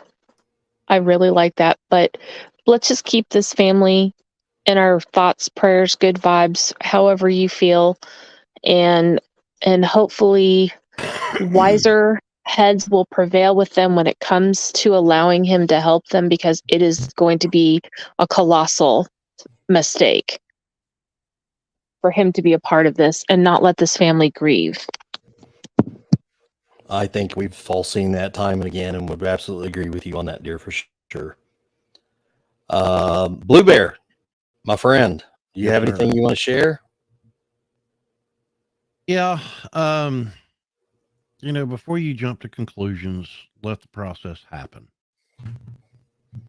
You may not be happy with the pace of that process, but let it happen, let it play out. Think about this family losing a child. Absolutely. Think about this officer having to deal with this situation, not physically, but mentally.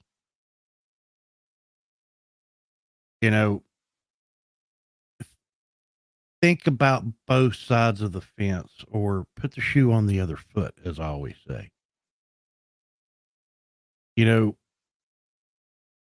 It's one of those things where, yes, it is a tragedy. Yes, we all hate to see it happen. And I do too. I never want to see anything like this happen. But unfortunately, in our world, it does. And it's a terrible tragedy. And, let's think about all the people involved that have to investigate this, have to do all this research, and have to present this in a court of law, because it affects all of them. Just as it affects everyone in this chat and everyone in the comments and everyone in this world. Take yourself out of yourself for a minute and put the shoe on the other foot. And just a comment to Anarchy Television. If you believe that all police officers in this world are bad, I will say a prayer for you tonight. Because here's the thing. Without the people standing on that wall, protecting our borders and protecting us from being invaded by other countries, and our law enforcement officers that protect you every single night to keep people from breaking into your house or doing harm to you. Think about that for a minute.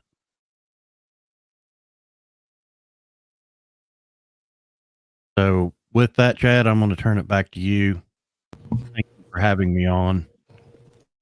Well, buddy, you're always welcome. You know that. I look forward to doing it again. Johnny O, we need to get together. All for certain. And just real fast, I want to touch your right. I think there is some rulings that say that the police have no obligation to protect you, but doesn't that make it all the more grand, the fact that they have no obligation and they still choose to? Remember that, brother. Terry, you're up, buddy. You got any last words or final thoughts for the chat or the panel, please, sir? Well, I do. First of all, I want to thank you, Educator, for having me here. Blue Bear, sir. I love having you around. Thank you for being here. Johnny O, it's been an honor, sir. Always a pleasure to speak with you. Tina, I love you with all my heart. And as for you guys out there in the chat, I love each and every one of you. The ones that hate me even. Love you too. Glad you're here. Thanks for taking this ride with us. And as far as this thing that we were talking about tonight, yes, it's awful that it was a sheriff's deputy, but would it have been any less awful if it had been just some other guy that we suspected may or may not have been drinking? Does it really matter? It can't get any possibly worse than some little kid losing their life. All the rest of that argument kind of falls flat right there. So remember that. Leave these people alone. I've already been notified that she's been sent a message, warned about Chile. Now leave it alone. Let them have their time to grieve. It is going to be absolutely awful on both sides of the fence on this one. I promise. This is a terrible thing. Absolutely. And thank you for saying that very much. I appreciate that. Tom actually sent me something that I wanted to share and I wanted to end with. He sent me a quote that says, knowledge is being aware of what you can do, but wisdom is knowing when not to do it. And that's the prime example of what we're trying to get the message across tonight. I could jump up and down. I could have shouted. I could could have done what the other people on YouTube were saying that I should have been doing or whatever. But would it have really been wisdom for me to exercise my beliefs or ideas at that point anyway? I mean, if you really want me to always be thorough in my profession, if you want me to take time and to investigate things and be fair, wouldn't it only be fair to do that about everybody? I'm just curious. I mean, honestly, if we really think about it, shouldn't we do that all the time? I mean, if I'm looking into any case, isn't it my job to absolutely make sure that I've literally turned over every stone to make sure that the law is being upheld, that freedom is being preserved? Because that's the way I would want it to be. That's the way I do it for any everyday citizen. So why would I ever jump to conclusions about a police officer that made a terrible mistake, whether it be a criminal or negligent mistake or not? Obviously, it was a mistake of some sorts, but nevertheless, he has to live with that now, and that would be terrible. I just want to thank everybody. Excuse me. I want to thank everybody on the panel. Johnny, I'm so glad you finally got to come up, man. I love talking to you and picking your brain about stuff, and obviously, you're definitely one of my mentors in the industry as well, and I appreciate you hanging out with us. Miss Tina, you know that you are always welcome here, dear, and we love you. My wife talks about you all the time. So you need to know that you're always welcome here, and we love having you, and thank you for hanging out with us. Absolutely. And give her a hug from me, please. I will do that, but she's so mean, she's liable to bite me, so I don't know. I have to do it from a distance. well, then make sure you give her one for me too. Well, you're going to get me bit twice, guys. Yeah. How many years have you been married, sir? 3,000 or 4,000 years. And how many of those were happy? Well, for me and her, it may be two different things. I'm not so sure.